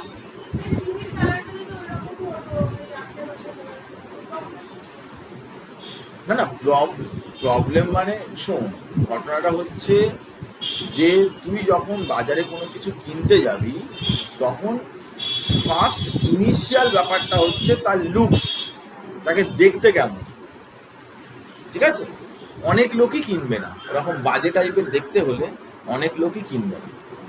তুই দেখবি যে অনেক সময় এইসব যেসব স্পেন্সার এইসব বড় বড় বিপণী যেগুলো হয়, সেসব জায়গায় ডাল ফাল এইসব যে জিনিসগুলো পাওয়া যায়, সেগুলো দেখবি একদম ঝকঝকে তকতকে পালিশড এরকম জিনিসপত্র পাওয়া যায়। কিন্তু ওগুলোই দেখবি তোর চোখে ভালো লাগবে, দেখতে ভালো লাগবে। হ্যাঁ, মিছরি, আমরা ছোটবেলায় যে মিছরি দেখতাম, কি বিভৎস বাজে দেখতে, কালচে মতো ব্রাউন টাইপের মিছরি। এখন মিছরির কালারই চেঞ্জ হয়ে গেছে। মিছরি একদম কাঁচের মতো স্বচ্ছ এরকম মিছরি টাইপের পাওয়া যাচ্ছে। কাটিং মিছরি আবার নানান রকমের সব কাটিং হোটেলে খেতে গেলে দেয় এরকম মিছরি। তো দেখতে ভালো না করলে তো বিক্রি হবে না, এই জন্যে এরকম। কিন্তু এটা ঠিকই কথা যে ওরকম কালারের সাথে কোনো সম্পর্ক নেই, দেখতে আগে আগে এক্সটার্নাল লুকসটা খুব বড় ব্যাপার, এক্সটার্নাল লুকসটা ভীষণ ভীষণ ইম্পর্টেন্ট। আমরা যেরকম ভোটের ডিউটিতে গেছি, তো আমরা একটা জায়গায় আর কি যাদবপুরের ওইদিকে একটা জায়গায় ভোটের আমাদের ডিউটি ছিল, তো বুঝতেই পারছিস যে ভোটের ডিউটিটা কতখানি ডিফিকাল্ট আর কি, লোকের গালাগালি শুনে এইসব করে তো কাজ করতে হয়। এনিওয়ে আমি গেছি, তো আমাদের যেখানে বুথটা হয়েছে তার সাথে সাথে আরেকটা ওই স্কুলেই আরেকটা বুথ হয়েছে, আরেকটা পাশে কম ভোটার আছে সেটা আরেকটা বুথ হয়েছে, কিন্তু ওটা মহিলাদের দ্বারা পরিচালিত বুথ, মানে ওখানে যে 4-5 যারা আছে তারা সবাই মহিলা, তো ওরা ভোট পরিচালনা করবে, ওদের ওখানে ভোট হবে এইসব। তো যে রিটার্নিং অফিসার হয়, রিটার্নিং অফিসার যে ইলেকশন কমিশনে, সে এসে আর কি মানে আর কি জিনিসগুলো বুঝিয়ে দেবে, হেল্প করবে, এইসব করবে। তো আমি যাওয়ার পরে আমরা তো ছেলে, ন্যাচারালি আমাদের নানান রকমের আর কি ইচ্ছা টিচ্ছা, তো আমরা এরকম ওই বুথটায় কারা কারা আছে সেটা আমাদের জানতে হবে, নিজেদের কাজকর্ম ফেলে রেখে ওই বুথটা। তো প্রথমেই জেনে গেলাম মহিলা, হ্যাঁ যাকে ঠিক আছে, এ তো ঝামেলা, অন্য ছেলেদের হলে কি হচ্ছে ঝামেলা তো কিছু নেই। আচ্ছা মহিলা, এবার যদি মহিলা হলো তো ভালো। এবারে মহিলার সেকেন্ড থিং হচ্ছে দেখতে কেমন এদেরকে, হ্যাঁ সেকেন্ড থিং হচ্ছে দেখতেও ভালো। আচ্ছা ভালো, গুড, ঠিক আছে, আমরা নিজেদের কাজ করছি, আর কিছু না, এইটুকুই। এবারে আমাদেরকে রিটার্নিং অফিসার বললেন, দেখুন ভালো করে মন দিয়ে কাজ করবেন, ভোটে যেন কোনো গন্ডগোল না হয়, যখনই প্রয়োজন হবে তখনই আমাকে জানাবেন, ফোন করবেন, SMS করবেন, আমাকে জানাবেন, আমি সঙ্গে সঙ্গে এসে বলবো কি পদক্ষেপ নিতে হবে, কি নিতে হবে, কিন্তু আমাকে জানাবেন। তো আমাদের কাজকর্ম হয়ে গেছে, কাজ করছি। এইবারে কিছু ভোটিং প্রবলেম হয়েছে, হ্যাঁ, তো ফোন করেছি, ফোন করার শুধু আপনাদের নিয়ে পড়ে থাকলে হবে? আমার আন্ডারে অন্তত 30খানা বুথ আছে, যত সব আমি তো বুঝিয়ে দিয়ে এসেছি, এবার নিজেকে কিছু ডিসিশন নিতে হবে, এভাবে হয় না। আপনারা একটা সরকারি অফিসে চাকরি করেন, আপনাদের তো কিছু আইডিয়া রয়েছে। এবারে ভাবলাম লোকটা এরকম করে বললো, লোকটা তো যখন গেল তখন তো এরকমভাবে বললো না, ঠিক আছে, আমিও তকে আছি, আমিও কাজ হচ্ছে ঘুরে বেড়াচ্ছি, একটু বাদে দেখছি না ওই রিটার্নিং অফিসারটা না ওই মহিলাদের বুথটায় ওখানে দেখছি ঘোরাফেরা করছে। বললাম দাঁড়া দেখি তো। তো আমি তারপরে আমার ওখানে বলছে যে আর একটা ছেলে ছিল আমাদের, ও বলছে যে সুভাষিদা কি হচ্ছে, কি এটা কাজ ফাজ। আলাম দাঁড়া, বেশি কথা বলিস না, আমাকে একটু ব্যাপারটা অবজার্ভ করতে দে। তারপরে আমি তো এদিক সেদিক করে ওখানে চলে গেছি, হ্যাঁ, চলে গিয়ে দেখছি যে ওখানে কিছু একটা প্রবলেম হয়েছে, হ্যাঁ, ও ফর্ম টর্ম নিয়ে না সব ফিল আপ করছে রিটার্নিং অফিসার। আমি শুধু ফর্মের একটা জিনিস জিজ্ঞাসা করেছিলাম যে ফর্মের এটা কি করব, সেইটুকু জিজ্ঞাসা করেছিলাম, আর ও তো জিজ্ঞাসা করা দূরের কথা, ওর থেকে ফর্ম নিয়ে ফিল আপ করছে। আমি তো এসব সুযোগ ছাড়ি না, আমি সঙ্গে সঙ্গে আমি বললাম দেখুন আমি আপনাকে একটা ফোন করেছিলাম, শুধু ফর্মের একটা জায়গায় ইয়েস নো আছে, ওই জায়গাটা বুঝতে পারছি না বলে আপনি আমাকে ফোনে ওই রকম ঝাড়লেন। তো বলছে হ্যাঁ আমার এতগুলো জায়গা আমার কাজ। বললাম তখন আপনার সময় ছিল না, আপনি এখানে বসে বসে ফর্ম ফিল আপ করছেন, আপনার এখন সময় আছে না? হ্যাঁ, বলছে হ্যাঁ ওনারা পাচ্ছেন না, বলে আমিও তো পাচ্ছি না। হ্যাঁ, না আপনি ঠিক ম্যানেজ করেন। বললাম মানে আমি ম্যানেজ করে নেবো, আর ওনারা মহিলা বলে পারবেন না ম্যানেজ করতে? ওনাদেরকেও তো ট্রেনিং দিয়ে আপনি নিয়ে এসেছেন, আর আমাদেরকেও ট্রেনিং দিয়েছেন, একই তো ব্যাপার। উনি যে ক্লাস করেছেন আমি একই ক্লাস করেছি, তাহলে ওনারটা আপনি করে দিচ্ছেন আর আমারটা করে দেবেন না, আমার করে দিতে হবে। বলছে না করবো না, আমি তো করে দিতে হবে, আমি তাহলে ওই রকম ডেপ ফেলে রাখবো, আপনি একজনের করে দেবেন, আমাদের করে দেবেন, আমি ফর্ম সব ফেলে রেখেছি, আমি করবো না। হ্যাঁ, না এটা তো কাজবাড়ি হয়ে যাচ্ছে। আমি বললাম আপনি করে দিলে আর কাজবাড়ি করতাম না, আপনি যেহেতু করে দিচ্ছেন না আমি সেই জন্য কাজবাড়ি করবো বলে ওকে দিয়ে সব ফর্মগুলো ফিল আপ করিয়েছি। হ্যাঁ, ফিল আপ করে আমি ওদের যদি তাহলে ওদের করবেন না। হ্যাঁ, তা ওর মধ্যে একটা বললাম বাবা এই ছেলেগুলো কি দুষ্টু, হ্যাঁ এটা খুব হিংসুটে, হ্যাঁ আমাদের করে দিচ্ছে। হ্যাঁ, আর একটা একটু বয়স্ক মতো মহিলা, হ্যাঁ জেলাস এরকম করে বলছে। আমি জেলাস আবার কি? জেলাসব আর কি, উনি করে দিচ্ছেন আপনাদের, আমাদেরও করে দিতে হবে, আমরা একই জায়গা থেকে এসেছি, ওরকম কোনো ব্যাপার নেই। হ্যাঁ, সব জানেন তো, সহ্য হয় না এদের, এরা সব কোথা থেকে আসে কে জানে। হ্যাঁ, সব গ্রাম থেকে এসছে, জানেন তো, সব গ্রাম থেকে এসছে। না, কোনো গ্রাম থেকে আসেনি, কোনো গ্রাম থেকে আসেনি, একদম কলকাতার বুকেতেই থাকি, সেখান থেকে এসছি, ছাড়বো না, কেন ছাড়বো? হ্যাঁ, বলে বলে করিয়েছি, আর বলিস না, ভোট করে এইসব। তো যাকে যে প্রসঙ্গে ছিলাম, কমন এক্সাম্পল, এখানে কি ক্যামেরার মতো কি দেখ, ক্যামেরার মতো এর মধ্যে সিলিকা জেল থাকে, অনেক অনেক এরকম লেন্স ফেন্স, সেগুলো কিন্তু ফাঙ্গাস, ময়েশ্চারে না ফাঙ্গাস টাঙ্গাস হয়ে যায়। খুব দামি লেন্স টেন্স যারা আর কি ফ্রিল্যান্স ফটোগ্রাফার যারা হয়, অনেক দেখবি যে অনেক জায়গায় বেড়াতে যাবি, দেখবি বেড়াতে গেলে তুই দেখতে পাবি যে বাবা টাইগার হিলের কি সুন্দর সূর্য, বাবা কি সুন্দর, এইসব। কিছু কিছু লোক দেখবি দাড়ি টাড়ি আছে, কাঁধে ঝোলানো ব্যাগ আছে, বড় একটা লেন্স ফেন্স বের করে এরকম ভাবে ছবি তুলছে, শুয়ে পড়েছে এরকম ভাবে ছবি তুলতে। আমি বোরা কেভসে গেছি ছাত্রদের নিয়ে, দেখছি একটা পাহাড় এরকম রয়েছে, তার মাঝখানে এরকম একটা ফাটা জায়গা রয়েছে। একটা লোক দেখছি ক্যামেরা নিয়ে ওই ফাঁকা জায়গাটা এরকম ভাবে, দাদা এখানে কি কিছু পাচ্ছেন? আপনি কি ফটোগ্রাফি করেন? আমাকে বলছে আপনি কি ফটোগ্রাফি করেন? বললাম না, করি না। বলছে তাহলে আপনি বুঝবেন না। হ্যাঁ, না, ফাটা পাথরে কি পাচ্ছেন সেটা একটু জানতে পারলে ভালো হতো, আপনাকে জানানোর দায়িত্ব আমার নয়। আপনি ছাত্রদের নিয়ে এসছেন, আপনি ওদেরকে ঘোরান। সে ওইখানেই শুয়ে শুয়ে ছবি তুলে গেল, পাগল হয়ে যাচ্ছে আমি ওকে দেখে। আর ওর পিছনে সব ছাত্রদের লাগিয়ে দিয়েছি, ওরা আর কি ওই চিৎকার চেঁচামেচি করছে, ওকে আর ওখানে ছবি তুলতে দিল না। আমি 60-70টা স্টুডেন্ট নিয়ে গেছি, সব সায়েন্সের স্টুডেন্ট আমি নিয়ে গিয়ে ভাইজাকে নিয়ে গেছি, আর ওরা সব ওরকম এনজয় করে ওর পিছনে। ট্রেনেতে গেছি, একজন নাক ডাকিয়ে ঘুমোচ্ছে, তার উপরে উঠে গেছে, সেখানে উঠে গিয়ে তাকে সে চুল ধরে টানাটানি করে, হ্যাঁ, এসব দুষ্টু ছেলেগুলো, এগুলো টিচার কোথায়? আমি কেন, কি হয়েছে? ও যা টিচার এরকম, সে ছাত্র এরকম হবেই, টিচার তো দেখেই বোঝা যাচ্ছে, একটা চ্যাংড়া ছেলে, টিচার দেখেই বোঝা যাচ্ছে। হ্যাঁ, যাকে আমি নাক ডাকছি বলে আমার চুল ধরে টানাটানি করছে। আলাম দেখুন, আপনি নাক ডাকছেন বলে সকলের ঘুমোতে অসুবিধা হচ্ছে, আপনি বন্ধ করুন, এগুলোও হবে না। হ্যাঁ, না আমি এটা বুঝতে পারি না, কখনো হয়ে যায় কখনো হয় না। হ্যাঁ, আমিও তো ছেলেদেরকে কন্ট্রোল রাখতে পারি না, কখনো কন্ট্রোল করতে পারি, কখনো পারি না। কি করবো বলুন? ওরা তো ঘুরতে এসছে না কি, ওরা এরকম ভাবে না ঘুমিয়ে কি হবে? সারাদিন ধরে কালকে ঘুরবে, রাত্রিবেলাতে ঘুমাবে, আপনি এত জোরে জোরে নাক ডাকান। বলছে ঠিক আছে, আমি তাহলে বসে রইলাম, নাক ডাকাবো না, বসে থাকি, এইসব করো, এইসব না। তো সিলিকা জেল এরকম ফটোগ্রাফি এতে এরকম থাকে, এগুলো হচ্ছে কমন এক্সাম্পল। আবার দেখতে পাবি যে অনেক সময়তেই ফ্রিজ নতুন যখন কিনে আনবি, তার মধ্যে দেখবি ছোট ছোট এরকম প্যাকেট এরকম থাকে, তার মধ্যে সিলিকা জেল থাকে বা চারকোল থাকে। ওগুলো কি হয় না, ফ্রিজের মধ্যে, ফ্রিজটা তো বন্ধ অবস্থায় রয়েছে, তো ওর মধ্যে ফ্রিজটা তো বাড়িতে খুললে ভিতর থেকে একটা বাজে গন্ধ বেরোবে।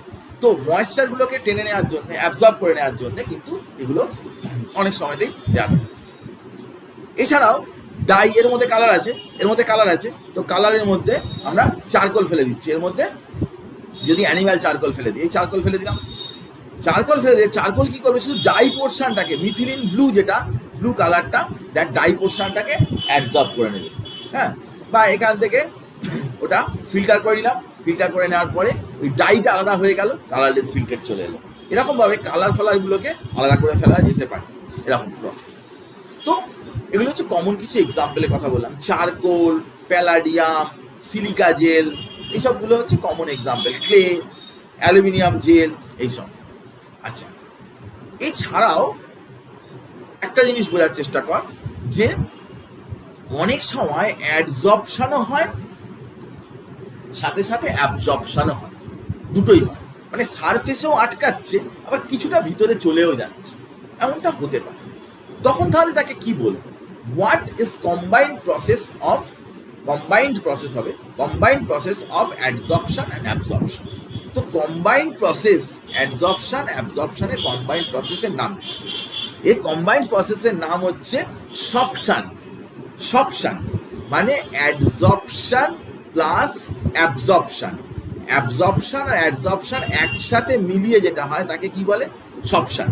সবসানে কি হয় না, phenomena of adsorb molecule getting dislodge from the surface. এখানে মাথায় আটকালো অনেক, আটকানোর পরে কিছু ডিসলজ হয়ে যায়। ডিসলজ মানে কি, নিজের জায়গা ছেড়ে সে অন্য জায়গায় চলে যায়।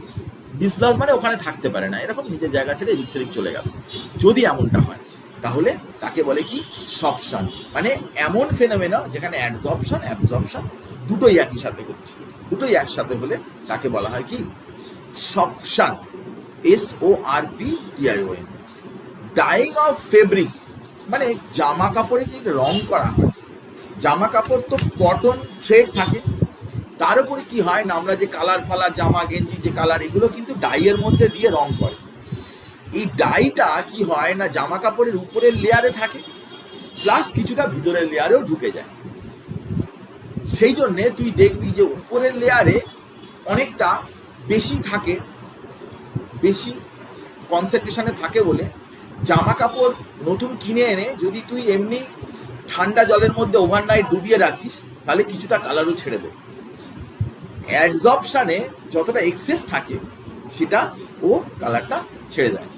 এবারে বাকি যে অ্যাবজর্পশন হয় ভিতরে ঢুকে যায়, এবারে তুই জামাটা অনেক ধরে পরছিস টরছিস এসব করছিস, তারপরে কাছাকাছি করছিস, তারপরে অতটা আর রংটা হবে না, রংটা বেরোবে না, কিন্তু ওই প্রথমের দিকে কিন্তু রংটা বেরিয়ে যাবে।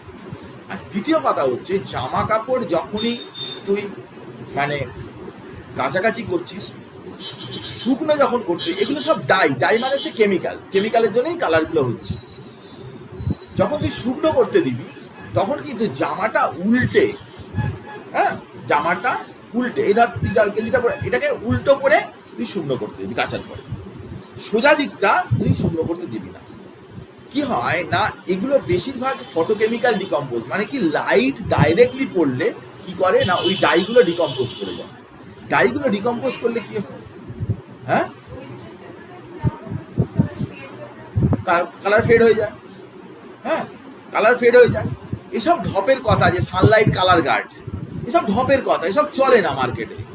এগুলো সানলাইটের মধ্যে এমন কিছু নেই যে কালারটা একই, 1 বছরের পুরানো শার্ট এখনো এরকম, হ্যাঁ 5 বছর আমার বিবাহ বার্ষিকী, প্রথম বিবাহ বার্ষিকী এটা এরকম, এগুলো ঢপের ব্যাপার।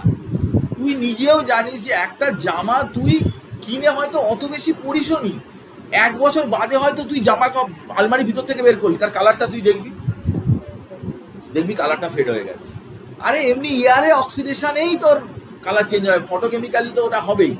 আরে ওগুলো কেমিক্যাল, ওগুলো আয়রনের অক্সাইড, ক্রোমিয়ামের অক্সাইড, এই অক্সাইডগুলো ভেঙে যায়, ডিকম্পোজ করে যায়, ডিকম্পোজ করে কি ওর কালার থাকবেই না, এটা স্বাভাবিক ব্যাপার। তো ন্যাচারালি কোনো কালার গার্ড বা এসব দিয়ে কোনো কিছু হয় না, এগুলো লোককে বোকা বানানোর জন্য এইসব অ্যাডগুলো তৈরি, লোকও এগুলোতে ফাঁসে, কিন্তু লোককে ম্যাক্সিমাম ক্ষেত্রে এগুলো দিয়ে বোকা বানায়। কারণ সবসময় অ্যাডভার্টাইজমেন্টগুলো ভালো করে লক্ষ্য করে দেখবি কোণের দিকে ছোট ছোট করে কিছু লেখা থাকে, একদম কোণের দিকে, তা তুই চেষ্টা করলেও পড়তে পারবি না, তোকে মোবাইলে ছবি তুলে ওটাকে জুম করে দেখতে হবে ওতে কি লেখা আছে। ওতে লেখা আছে যে এটা যে দেখানো হচ্ছে এটাই অ্যাকচুয়াল ঘটনা নয়, এরকম ভাবে ওখানে লেখা আছে, বা এটা অরিজিনাল প্রোডাক্টের সাথে এর কোনো মিল নেই, এরকম ভাবে লেখা আছে, কিছুটা কিছু এরকম একটা লেখা রয়েছে। হ্যাঁ একটা মর্টিন কয়েলে অ্যাডভার্টাইজ দিচ্ছে, হ্যাঁ ওখানে লেখা আছে 0 বাইট গ্যারেন্টি, মানে 0 বাইট মানে একটাও মশা কামড়াবে গ্যারেন্টি, স্টার চিহ্ন দিয়ে কন্ডিশনস অ্যাপ্লাই। আমার তো ভীষণভাবে চিন্তা হচ্ছিল যে কি কন্ডিশনে একটাও মশা কামড়াবে না, যে কন্ডিশনটা কি বলতো। ওরা হয়তো বললো -10 ডিগ্রি সেন্টিগ্রেড টেম্পারেচার, আরে -10 ডিগ্রিতে কোনো মশাই থাকবে না, অত ঠান্ডার মধ্যে মশাই থাকে না। তো 0 বাইট গ্যারেন্টি মানে কি, যে আমাকে একটাও মশা, এই মর্টিন কয়েলটা জ্বালালে একটাও মশা কামড়াবে। কয়েলের ধোঁয়ার চোটে তো এমনিতেই মানুষ বেরিয়ে চলে যাবে, মশা তো যাবেই, মানুষ যে থাকবে সেও বেরিয়ে চলে যাবে, যে এই ধোঁয়ার চোটে পাগল হয়ে যাবে। হ্যাঁ তারপরে এরকম, আর তারপরে কী সব মানে অ্যাডভান্স মোড, এই মোড, বেশি মশা, আগে দেখাতো জানলা দিয়ে করে মশা আসছে এরকম বড়, মানে ভূতের মতো আর কি, এরকম গুড নাইট এরকম বড় বড় মশা আসছে মাম্মি। হ্যাঁ এর উপায় আমার জানা আছে, হ্যাট দিয়ে দিই। হ্যাঁ মানে কত ইজি ব্যাপার আর কি।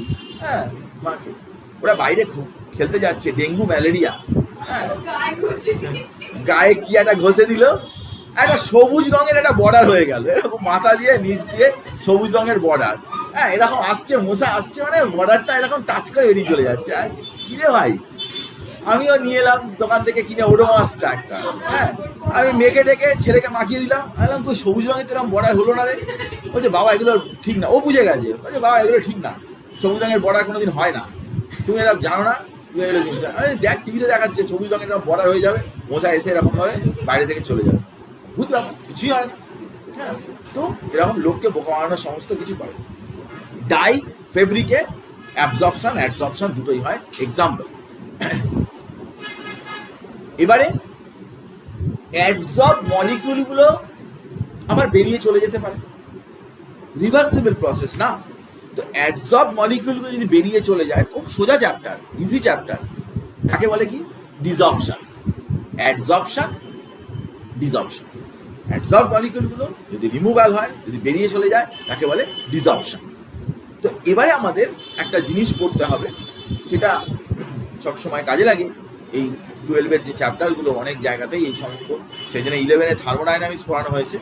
থার্মোডাইনামিক অ্যাসপেক্ট অফ অ্যাডসর্পশন, মানে থার্মোডাইনামিক্সের পয়েন্ট অফ ভিউ থেকে আমরা অ্যাডসর্পশন এর ব্যাপারটা বিচার করি। তো কিরকম না, দেখ যে আমরা এই যে অ্যাডসর্পশনে ডেল্টা এইচ কাকে বলে? এনথালপি, মানে কতটা হিট বেরোচ্ছে বা হিট অ্যাবজর্ব হচ্ছে সেটাকে বলে এনথালপি। তো এক্সোথার্মিক প্রসেস যখন হিট বেরোয় তখন তার এনথালপি সবসময় কি হয় না? এনথালপি সবসময় নেগেটিভ হয়। এক্সোথার্মিক মানে গরম হয়ে যাচ্ছে কোনো জিনিস, হিট বেরোচ্ছে, তার ডেল্টা এইচ এর ভ্যালুটা কি হবে? নেগেটিভ। আর ডেল্টা এস মানে কি?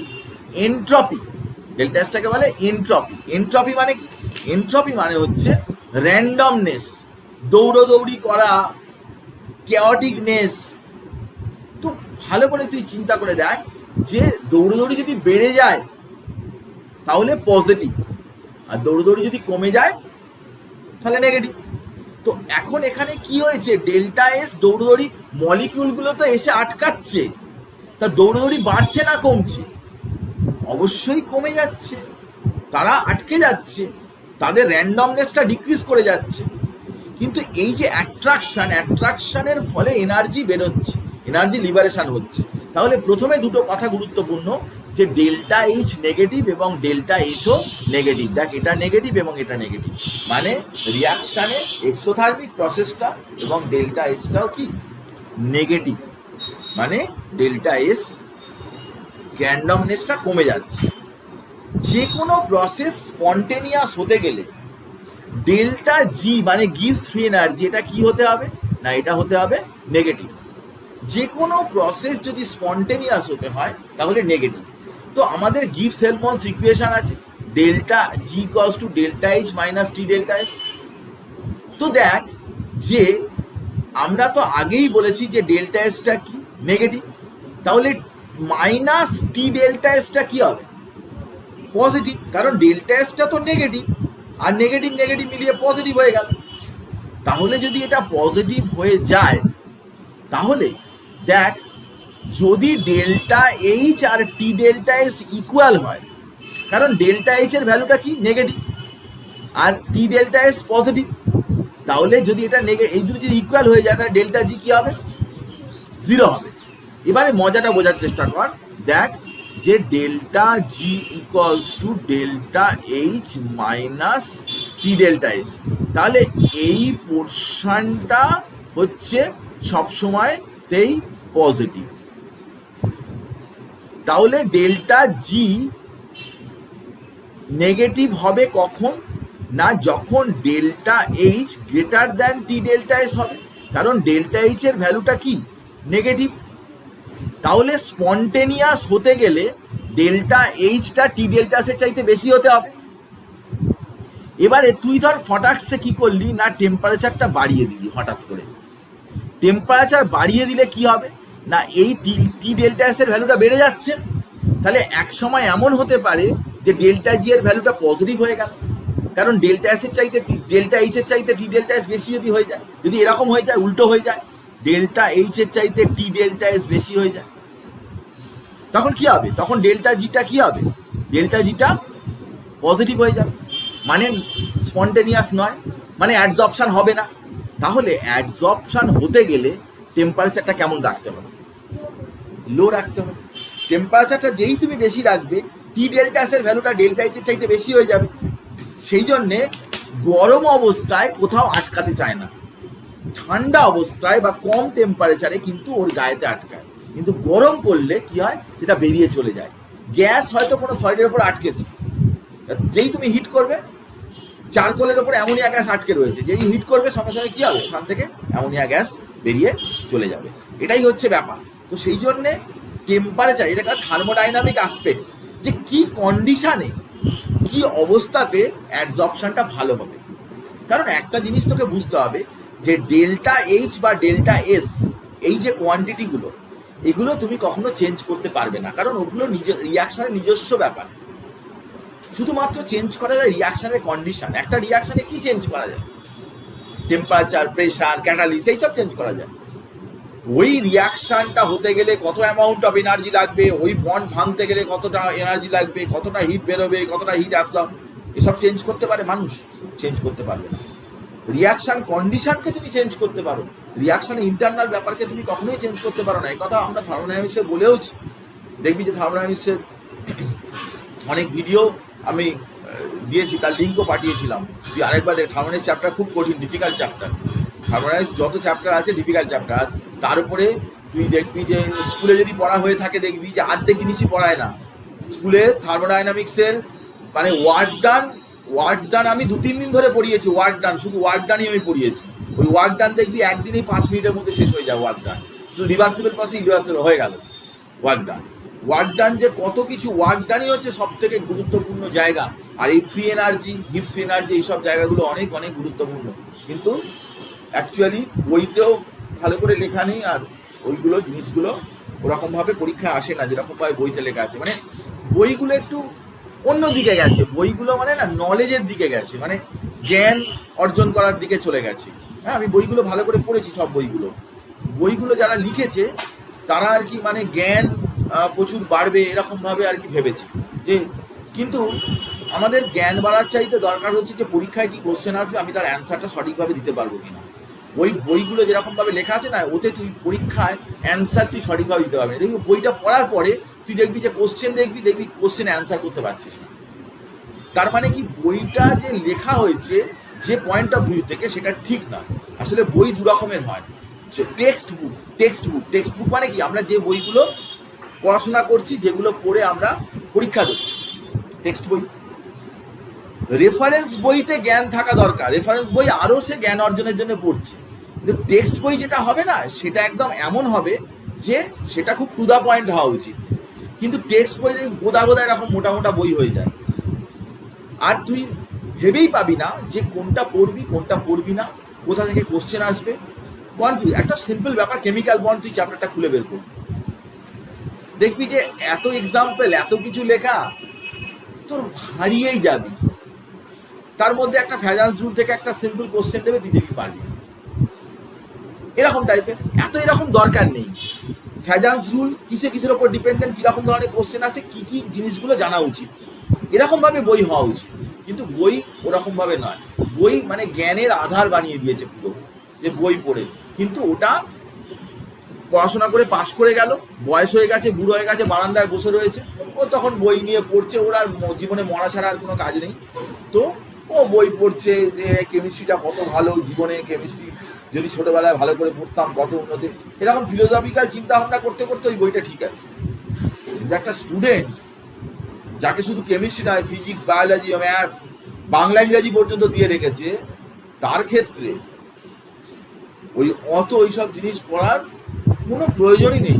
অর্ধেক জিনিসপত্রই ভুসি, আমি তোকে বলছি, গ্যারেন্টি দিচ্ছি, অর্ধেক জিনিসপত্রের ওখানে কোনো প্রয়োজন নেই। ওগুলোকে কাট ছাঁট করে বাদ দেওয়া। আমি এইসবই করি, আমি পড়াচ্ছি, তুই দেখবি ভালো করে যে তুই একটা জিনিস আমি বাদ দিই না, কিন্তু কি আমি ফালতু জিনিস বাদ দিয়ে দিই, একটা জিনিসপত্র ওখানে রাখি না, কারণ আমি জানি যে এগুলো কোনো দরকার নেই, এগুলো কোনো প্রয়োজন নেই। কিন্তু আমি অনেক এক্সট্রা জিনিসও পড়াই, সেগুলো দরকার আছে, সেগুলো আবার বইতে থাকে না, বইতে বাদ দিয়ে দেয় এইসব। তো আমরা এবারে দেখ যে সলিডের ওপরে গ্যাসের অ্যাডজর্পশন বা লিকুইডের ওপরে গ্যাস মলিকুলের অ্যাডজর্পশন যাই হোক না কেন, এই অ্যাডজর্পশন ফেনোমেনাগুলোকে কিন্তু আমরা এবারে কি করব না, কত রকম টাইপের অ্যাডজর্পশন রয়েছে সেটা একটু আমরা জানতে চাই। দুই টাইপের অ্যাডজর্পশন তো জানলাম, সলিডের সাথে গ্যাস, লিকুইডের সাথে গ্যাস, হ্যাঁ এক জিনিস 100 বার না, এরকম বলতে নেই। অ্যাডজর্পশন আসলে দু রকমের, কি না, এটা ওয়া নয়, উইক। তো দেখ, depending upon the nature of forces between adsorbate and adsorbent, adsorption আর অফ টু টাইপস। এই যে এটা অ্যাডজর্বেন্ট আর তার উপরে এগুলো আটকাচ্ছে, অ্যাডজর্বেন্ট। এদের মধ্যে যে অ্যাট্রাকশন, অ্যাডজর্বেটের সাথে অ্যাডজর্বেন্টের যে অ্যাট্রাকশন, সেই অ্যাট্রাকশন কেমন হতে পারে? সেই অ্যাট্রাকশন উইক হতে পারে, উইক মানে একটা কে বসিয়ে দিই, উইক হতে পারে বা স্ট্রং হতে পারে। অ্যাট্রাকশনটা কেমন, উইক বা স্ট্রং? উইক মানে আমরা বলতে অ্যাট্রাকশন একটাই বুঝি, সেটা হচ্ছে কি ভ্যান ডার ওয়াল। যেখানে কোনো অ্যাট্রাকশন নেই, চোখ কান বন্ধ করে তুই বলিস যে ভ্যান ডার ওয়াল অ্যাট্রাকশন আছে, ওখানে কেউ কিচ্ছু বলবে না, ও ভ্যান ডার ওয়াল, হ্যাঁ ঠিক আছে ভ্যান ডার। এবং তাকে কি বলে, সেই ধরনের অ্যাডজর্পশনকে কি বলে, ফিজিজর্পশন। তাকে বলে ফিজিজর্পশন বা ফিজিক্যাল অ্যাডজর্পশন, ফিজিক্যাল অ্যাডজর্পশন বা ফিজিজর্পশন। কিন্তু যদি স্ট্রং মানে কি, কোনো একটা বন্ড তৈরি হয়েছে, একটা কোনো বন্ড হয়েছে, ডেফিনেটলি একটা বন্ড ফর্মেশন হয়েছে, তো তাকে কি বলে, কেমিক্যাল অ্যাডজর্পশন বা কেমিজর্পশন। তাহলে অ্যাডজর্বেটের সাথে অ্যাডজর্বেন্টের যে অ্যাট্রাকটিভ ফোর্স, অ্যাট্রাকশন, সেটা কেমন? খুব স্ট্রং অ্যাট্রাকশন নাকি খুব দুর্বল টাইপের অ্যাট্রাকশন? স্ট্রং মানে কি বন্ড করে রয়েছে, একদম ছাড়ছে না, বন্ড হয়ে গেছে পুরো, তাকে বলা হবে কি কেমিজর্পশন। কেমিজর্পশন বলতে অসুবিধা হলে কেমিক্যাল অ্যাডজর্পশন বলবো। ভ্যান ডার অ্যাট্রাকশন না, খুব একটা অ্যাট্রাকশন নেই, অল্প অল্প অল্প অল্প অল্প অল্প আছে, ফিজিক্যাল অ্যাডজর্পশন বা ফিজিজর্পশন। তো টাইপস অফ অ্যাডজর্পশনে আমরা এই দুটো ব্যাপার আমি বুঝলাম। তো এই অ্যাডজর্পশনে, এই যে টাইপস অফ অ্যাডজর্পশন আমি তোকে বলছি, ফিজিক্যাল অ্যাডজর্পশন এবং কেমিক্যাল অ্যাডজর্পশনের মধ্যে বেসিক কিছু কিছু জায়গায় ডিফারেন্স রয়েছে। দেখ যে এখানে আমরা কি না, গ্যাস মলিকিউল সলিডের সাথে একটা অ্যাট্রাকটিভ ফোর্স হচ্ছে। এই অ্যাট্রাকটিভ ফোর্সটা কিরকম টাইপের না, উইক ভ্যান ডার ওয়াল ফোর্স। একটা অ্যাট্রাকশন হচ্ছে বলে মনে হচ্ছে, কিন্তু কোনো সলিড যে খাস করে টেনে একদম আটকে দিচ্ছে এরকম টাইপের কিছু না, এটা হালকা হালকা একটা অ্যাট্রাকশন। এটা ছবিতে দেখে তো যেরকম ফিল করতে পারছিস তুই, মোটামুটি এটা টানছে, এসো এসো করছে, কিন্তু সেরকম একটা আসছে না, হ্যাঁ যাচ্ছি যাবো হ্যানা ত্যানা এসব, তো ভ্যান ডার ওয়াল এরকম টাইপ, অতটা খুব একটা আর্জ নেই। ফিজিক্যাল অ্যাডজর্পশন এটা হচ্ছে হচ্ছে না হচ্ছে না হচ্ছে, এটা কেউ গুরুত্ব দিচ্ছে না, এরকম এরকম টাইপের আর কি। মানে পরীক্ষার 2 মাস 3 মাস আগে পড়াশোনা, পরীক্ষার আগে রাত্রে পড়াশোনা, এরকম পড়বো। এখন তো অনেক সময় আছে, ভালো করে পড়ার সময়টা কমে যাচ্ছে। ঠিক আছে, আজকে তো 29 তারিখ, 1 তারিখ থেকে শুরু করবো, 1 তারিখ থেকে শুরু করবো একদম। এই দুদিনে যা আনন্দ করা করে নিলাম, ব্যাস 1 তারিখ থেকে ধরে আমি শুরু করব। আর একদম কোনো এদিক সেদিকের কোনো ব্যাপার নেই, একদম কেউ বললেও আমি শুনবো না, একদম কনফিডেন্ট। 1 তারিখ চলে এলো, আজকে তো শনিবার, শনিবারটা দিনটা ভালো নয়, শনিবার রোববার একটু ইয়ে করে নিই, সোমবার থেকে একদম মানে এবারে একদম শিওর শট। সোমবার থেকে আমি একটা প্রোগ্রাম করে নিই যে কবে কি পড়বো না পড়বো, একদম পুরো ফিক্সচার, পুরো 16 থেকে 18 ঘন্টা যদি পড়েছি তো আমার নাম নয়, নাম বদলে দেবো আমি। এই 1 তারিখ আর সোমবার কোনোদিনই একসাথে আসতে পারে না বলে আমাদের পড়াশোনাটা স্টার্ট করতে পারি না। এরকম করতে করতে করতে করতে মানে তুই দেখবি যে নানান রকমের এই ওই সেই বাহানা করতে করতে পরীক্ষার ঠিক আগের দিনটা এসেই যায়। পরীক্ষার আগের দিনকার সকাল, আজকে তো ছুটি আছে, তাহলে ছুটি আছে, মনে মনে কিছু কথা বলিস আর কি, সেটা কেউ শুনতে পায় না। আগে তো অনেকবার পড়েছি, একবার দেখলেই হয়ে যাবে, এটা একটা প্রথম কথা। একবার দেখলে হয়ে যাবে, আগে তো অনেকবার পড়েছি, স্যার কাছে পরীক্ষা দিয়েছি, একবার দেখলেই মনে পড়ে যাবে। মনে পড়বে কি না পড়বে সে পরেই সময়ই বলতে পারবে, তবুও যাকবে। আগে একটা কাজ করি, বই খাতাপত্রগুলোকে গুছিয়ে নিই, কোনগুলো কোনগুলো, এরকম এলোপাতাড়ি করে পড়াশোনা হয় না। সকালটা ওই করে কেটে গেল, সকালটা ওই করে কেটে গেল না, স্নান টান করে নিই, ফ্রেশ হয়ে একেবারে খেয়ে দিয়ে ফ্রেশ হয়ে বসতে হবে। এখন আর এইভাবে পড়ে লাভ নেই, ফ্রেশ হয়ে বসতে হবে। খেয়ে নিলাম, এরকম যেন একটু ঘুম ঘুম পাচ্ছি একটু। আচ্ছা, একটা কাজ করা যেতে পারে, রাত জেগে পড়বো, এখন একটু রেস্ট নিয়ে নিই, একটু ঘুমিয়ে নিই, হালকা করে ঘুমিয়ে নিই। কিরে, কাল পরীক্ষা গিয়ে ঘুমোচ্ছিস, বোঝো না, বেশি কথা বলো না, রাত্রিবেলা ঠিক করে দেবো, সব আমার পড়া আছে, ওই পড়া আছে, ওরকম অত বেশি মাথা কামানোর দরকার নেই আমার, ঠিক আছে, হয়ে যাবে। দুপুর কেটে তারপরে একটু উঠতে ইচ্ছা করছে না, তাকে উঠলি তবু কষ্ট করে উঠে এবার পড়তে বসে দেখছি যে কয়েকটা জিনিস মাথায় ঢুকছে না, বুঝতে পারছি, অনেক আগে পড়েছিস না, মাথায় ঠিক ভুলেই গেছিস, পুরো মুখস্থ হচ্ছে না, মনে থাকছে না। এটা কি দেবে পরীক্ষায়? এবারে মনে 2 নম্বরে চিন্তা শুরু হচ্ছে, এটা কি পরীক্ষা?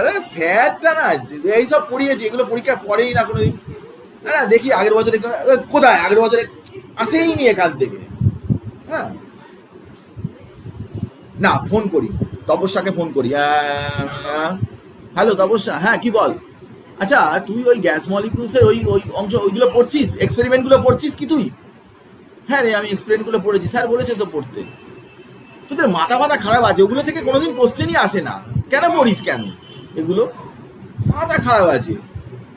আরে ও পড়েছে তো তোর কি হয়েছে, তোর রাগ হচ্ছে কেন এত? না রে ভাই, আমি পড়েছি, আমি তো পড়লাম, তো স্যার পড়তো। তুই ভালো করে কোশ্চেন পেপার খুলে দেখ, একটা কোনোদিন আসেনি ওগুলো, স্যার ওগুলো ফালতু, তাই বলছিস ওগুলো স্যার ফালতু? হ্যাঁ রে, স্যার কিছু যায় না, কোশ্চেন পেপার ফালতু, স্যার কিছু যায় না, ওগুলো একটা জিনিস পড়িয়েছে, আর এই করে ওগুলো পড়িস না একদম, ওগুলো পড়া বাদ দে। হ্যাঁ, আমি তো ওগুলো বাদ দিয়ে যাচ্ছি ভাই। হ্যাঁ, আসবে যা, তো অনেক অর থাকবে।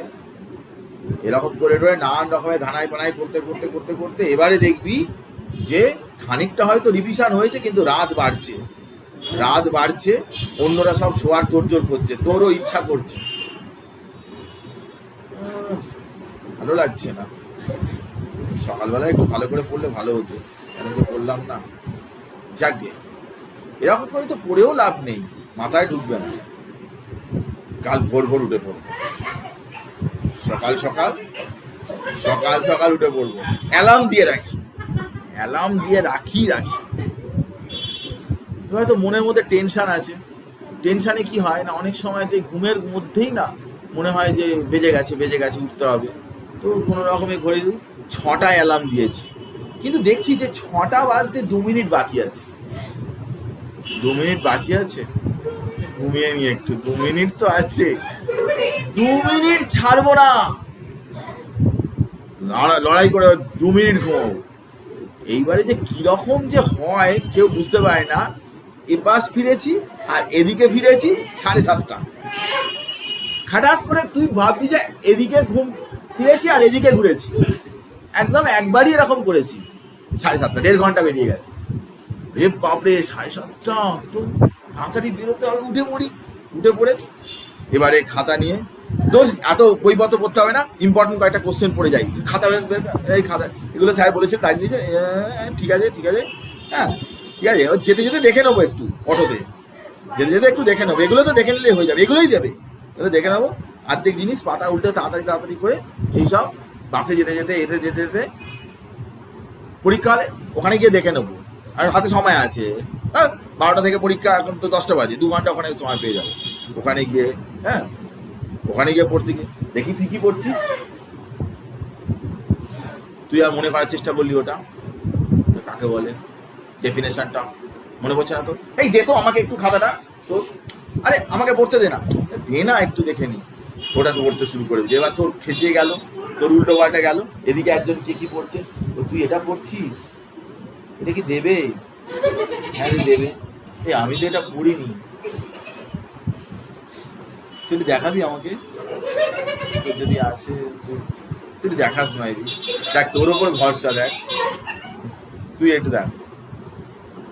আরে আমি যেগুলো পারবো ঠিক আছে তোকে দেখাবো, তুই এবার পরীক্ষা হলে ওরকম শুরু হয়ে গেল, ওই দেখা না রে, কিছু মনে পড়ছে না আমার, তুই যেগুলো পারবি সেগুলো লেখ, আমি পরে দেখাবো। ও দেখাবে না, তুই ওই রাস্তার ফাঁদে পা দিস না, ও দেখাবে না, ওইটাই ছক। এবার দেখবি যে তুইও পাচ্ছিস না, এবার পরে এমন গার্ড এলো, প্রথমের দিকে হয়তো লুজ লাজ একটুখানি সুযোগ দিচ্ছিল, পরে এই কে হচ্ছে কি, যাও তুমি রেখে ওখানে বসে দাও, তোকে তুলে দিল, এই রে আমাকে এখানে বসিয়ে দিল, না স্যার এখানে ঠিক আছি, না ঠিক আছি না, যাও ওখানে, অনেক কথা বলছো তুমি, তুই দেখালি না আমাকে, এরকম করলি আমার সাথে। হ্যাঁ আরে আমি তো বললাম তুই নিজে যেগুলো পারিস সেগুলো কর, আমি তোকে পরে দেখাবো, আমি সব দেখাবো। আরে ওই অঙ্কটা তো হাফ টোকা, যদি পেজটা উল্টে দিয়েছিস আমি ওটা কি করবো, হাফ টুকেছি পেজটা উল্টে দিয়েছে, নিচের দিকে একটা লিখিনি, 2টো লাইন আমার ওদিক দিয়ে শুরু হয়েছে, ওই দুটো তো অ্যাটলিস্ট দেখা। না রে আমার এখন অনেক রিভিশন করতে বাকি আছে, আমার এই করতে হবে, তুই ওই রকমই রেখে যা, হয়ে গেল। এই হচ্ছে আমাদের সারা বছরের পড়াশোনা, তুই করিস, আমি করেছি, আমার ছেলে করে, সব। এগুলো কি বলতো, এগুলো থেকে আমরা বেরিয়ে আসতে পারি না, এগুলো নিয়ে চিন্তা করার কিছু নেই, আমরা এরকম করেই তৈরি, আমরা এভাবেই তৈরি, এভাবেই মানুষ, এভাবেই আমরা পড়াশোনা করি, এরকম করেই আমি মাস্টার ডিগ্রিতে ফার্স্ট ক্লাস পেয়েছি, এরকম করেই আমি অনার্সে হায়ার সেকেন্ডারিতে 90%-এর উপরে নাম্বার পেয়েছি, মাধ্যমিকে 90, এরকম করেই আমি পেয়ে গেছি। তো আমি সেই জন্য কোনোদিনই ওরকম আমার আর্জ নেই যে এইরকম গা দিয়ে পড়াশোনা করতে হবে, এই করতে হবে, এই করতে হবে, এরকম কোনো, যে যেরকম সে সেরকম থাকা ভালো। শুধু একটা জিনিসই মনে রাখতে হবে, যখন সিলেবাসটা হেভি হয়ে যায় না, তখন পরীক্ষার আগের দিনে না কায়দা করা যাবে না, সেই জন্যে একটু আগে থেকেই তোকে কায়দা করতে হবে, ব্যাপারটা একটু বুঝে নিতে হবে যে আগে থেকে একটু নেটওয়ার্কটা একটু আগে থেকে করতে হবে, করলেই মোটামুটি সব ঠিকঠাক। নাহলে তুই পরীক্ষার আগে অনেক সময় অনেকে সেকেন্ডারি লেভেলে কি হয় শেষ মুহূর্তে করে অনেকে ম্যানেজ করে দেয়, ওইটা যদি +2 লেভেলে ভাবতে যায় প্রবলেম হয়ে যাবে, ওইটা ওইটুকু সময়ের মধ্যে করতে হবে না, কারণ একটা চ্যাপ্টার অনেক বড়, চ্যাপ্টারের উপর তো রাগ ধরবে, দূর পাতার মধ্যে একটা ছবি নেই, ছবি থাকলে কি হয় ভালো লাগে, ওপরে একটু লেখা, দামড়াখানে একটা ছবি, তারপর নিচে একটু লেখা, এই পাতাটা হয়ে গেল। হ্যাঁ দেখি কতগুলো পাতা পড়েছি, ও 7-8টা পাতা পড়া হয়ে গেছে, যাই একটু টিভি দেখে আসি মায়ের সাথে। আরে কি করছিস, নিজেকে ফাঁকি দিচ্ছিস, সেটা দেখ ভালো করে, কি যে মজাদার ব্যাপার তুই ভাবতে পারবি না, মানে আমার হেভি লাগে এইসব জিনিসগুলো। হ্যাঁ পরীক্ষার আগের রাত্রি মানে একটা বিশাল ব্যাপার। তো ভ্যান ডাল অ্যাট্রাকটিভ ফোর্স, ফিজিক্স অপশন, সেখানে ফিজিক্স অপশন আর কেমিস্ট্রি অপশনের মধ্যে আমরা ফিজিক্স অপশনের কথা প্রথমে পড়ছি, যে সেখানে কিন্তু একটা অ্যাট্রাকটিভ ফোর্স, কিন্তু জাস্ট ভ্যান ডাল ওয়াল অ্যাট্রাকশন, মানে সেটা খুব একটা বেশি অ্যাট্রাকশন নয়, অল্প অল্প অ্যাট্রাকশন এরকম টাইপের হচ্ছে সলিড সারফেসের উপরে, খুবই উইক ভ্যান ডাল ফোর্স অফ অ্যাট্রাকশন। এই একটা মলিকিউল এসে নিচে নামলো, অন্যরা আসবো করছে, আসছেও না, আরেকজন আসবে হচ্ছে যাই বাবা ডাকছে, এই আরেকটা এলো, এরকম অন্য মলিকুলগুলো একটু অন্যরা তো উপর দিকে চলে যাচ্ছে, ভাই ওরে তোরা এদিকে, হ্যাঁ তো এরকম করেই চলছে। একটা প্ল্যাটিনামের সারফেস রয়েছে, একটা হাইড্রোজেন রয়েছে, তো এটা একটা ফিজিক্যাল অ্যাডসর্পশনের এক্সাম্পল। কীরকম আমি তোকে বলছি, ফিজিক্যাল অ্যাডসর্পশন কেমিক্যাল অ্যাডসর্পশন দু রকমেরই হয়।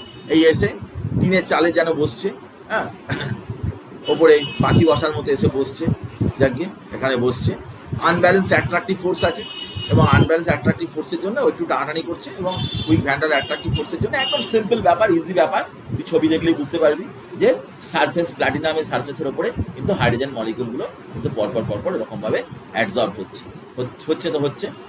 তো এটা হচ্ছে অ্যাডজর্বেন্ট।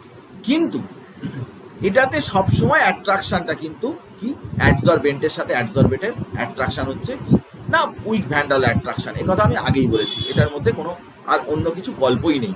এরকমভাবে অ্যাডসর্পশনটা হয়, কিন্তু খুব ফাস্ট হবে না, খুব স্লো প্রসেস হবে, এটা তুই বুঝতে পারছিস। কিন্তু কেমিক্যাল অ্যাডসর্পশনটা কি? কেমিক্যাল অ্যাডসর্পশনটা হচ্ছে সেটা কিন্তু অনেকটাই বন্ড ফর্মেশন হবে সেখানে। তো বন্ড ফর্মেশন হবে কিরকম না, phenomena that occurs when gas molecules are held the surface of the solid by chemical bond. Last লাইনে একদম পুরো বাই কেমিক্যাল বন্ড, ব্যাস ইজি ব্যাপার। এখানে ভ্যান্ডাল ফোর্স নেই, কেমিক্যাল বন্ড। চল দেখে নিই যে কেমিক্যাল বন্ডটা কিরকম। এখানে দেখ যে আগে ছিল ভ্যান্ডাল ফোর্স, লো টেম্পারেচার, এবার আমরা টেম্পারেচারটা বাড়িয়েছি, টেম্পারেচারটা বাড়াতে একটা হাই টেম্পারেচার করেছি, গরম করছি। টেম্পারেচার বাড়ালে কি হয়, বন্ড ফর্মেশনের জন্য একটা এনার্জি দরকার লাগে, বন্ড করতে গেলে এনার্জি লাগে। দেখ হাইড্রোজেনগুলো কিন্তু ভেঙে গিয়ে ওখানে জুড়ে গেছে, সারফেসের মধ্যে আটকে গেছে, হাই টেম্পারেচারে হয়েছে। তো হাই টেম্পারেচারে কিন্তু হয়ে গেল কি কেমিক্যাল অ্যাডসর্পশন। ওখানে দেখ কেমিক্যাল বন্ড ফর্মেশন হলো, কত ইজি ব্যাপার। এবং এই কেমিক্যাল বন্ড ফর্মেশন কিন্তু আয়নিক হতে পারে, মানে ইলেকট্রন দেয়া নেওয়া বন্ড হতে পারে, বা কোভ্যালেন্ট বন্ড হতে পারে, যা খুশি টাইপের বন্ড হতে পারে। কিন্তু এখানে কেমিক্যাল অ্যাডসর্পশনে কিন্তু আলটিমেটলি কিন্তু hedge the solid by means of chemical bond. কোনো অসুবিধার কিছু নেই, পরিষ্কার বোঝা যাচ্ছে কি বলতে চাইছি, কখন হবে না হবে একই জিনিস, একই প্রসেস। আসলে কি হয় না, যে কোনো বন্ড ফর্মেশনের জন্য একটা এনার্জি দরকার লাগে, অ্যাক্টিভেশন এনার্জি। কারণ হাইড্রোজেনের মধ্যে তো বন্ডটা রয়েছে। তুই আজকে চিন্তা করে দেখ, যদি এই সারফেসের ওপরে যদি হাইড্রোজেন এসে যদি বন্ড করতে চায়, তাহলে এই বন্ডটা তো ভাঙতে হবে। এই বন্ডটা ভাঙার পরে তবেই তো একটা হাইড্রোজেন এরকম করে আটকাবে। তো এই বন্ডটা ভাঙার জন্য তো এনার্জি লাগবে। সেই জন্য দেখ যে ওখানে কিন্তু একটু হিট করা হলো, লো টেম্পারেচারে করা হলো না, হিট করা হলো। দ্যাট ইজ ইম্পর্টেন্ট, যে হিট করতে হয়, মানে অ্যাক্টিভেশন এনার্জি দরকার লাগে। পরে গেলেও তুই বুঝতে পারবি অ্যাডসর্পশনের কি কি ক্যারেক্টারিস্টিক্স রয়েছে। অ্যাডসর্পশনের কি কি ক্যারেক্টারিস্টিক্স রয়েছে? Specificity of the adsorbent, nature of the adsorbent, reversibility of the process, enthalpy of the adsorption, activation energy, layers of adsorption, surface area of the adsorbent. এতগুলো তার ইয়ে রয়েছে।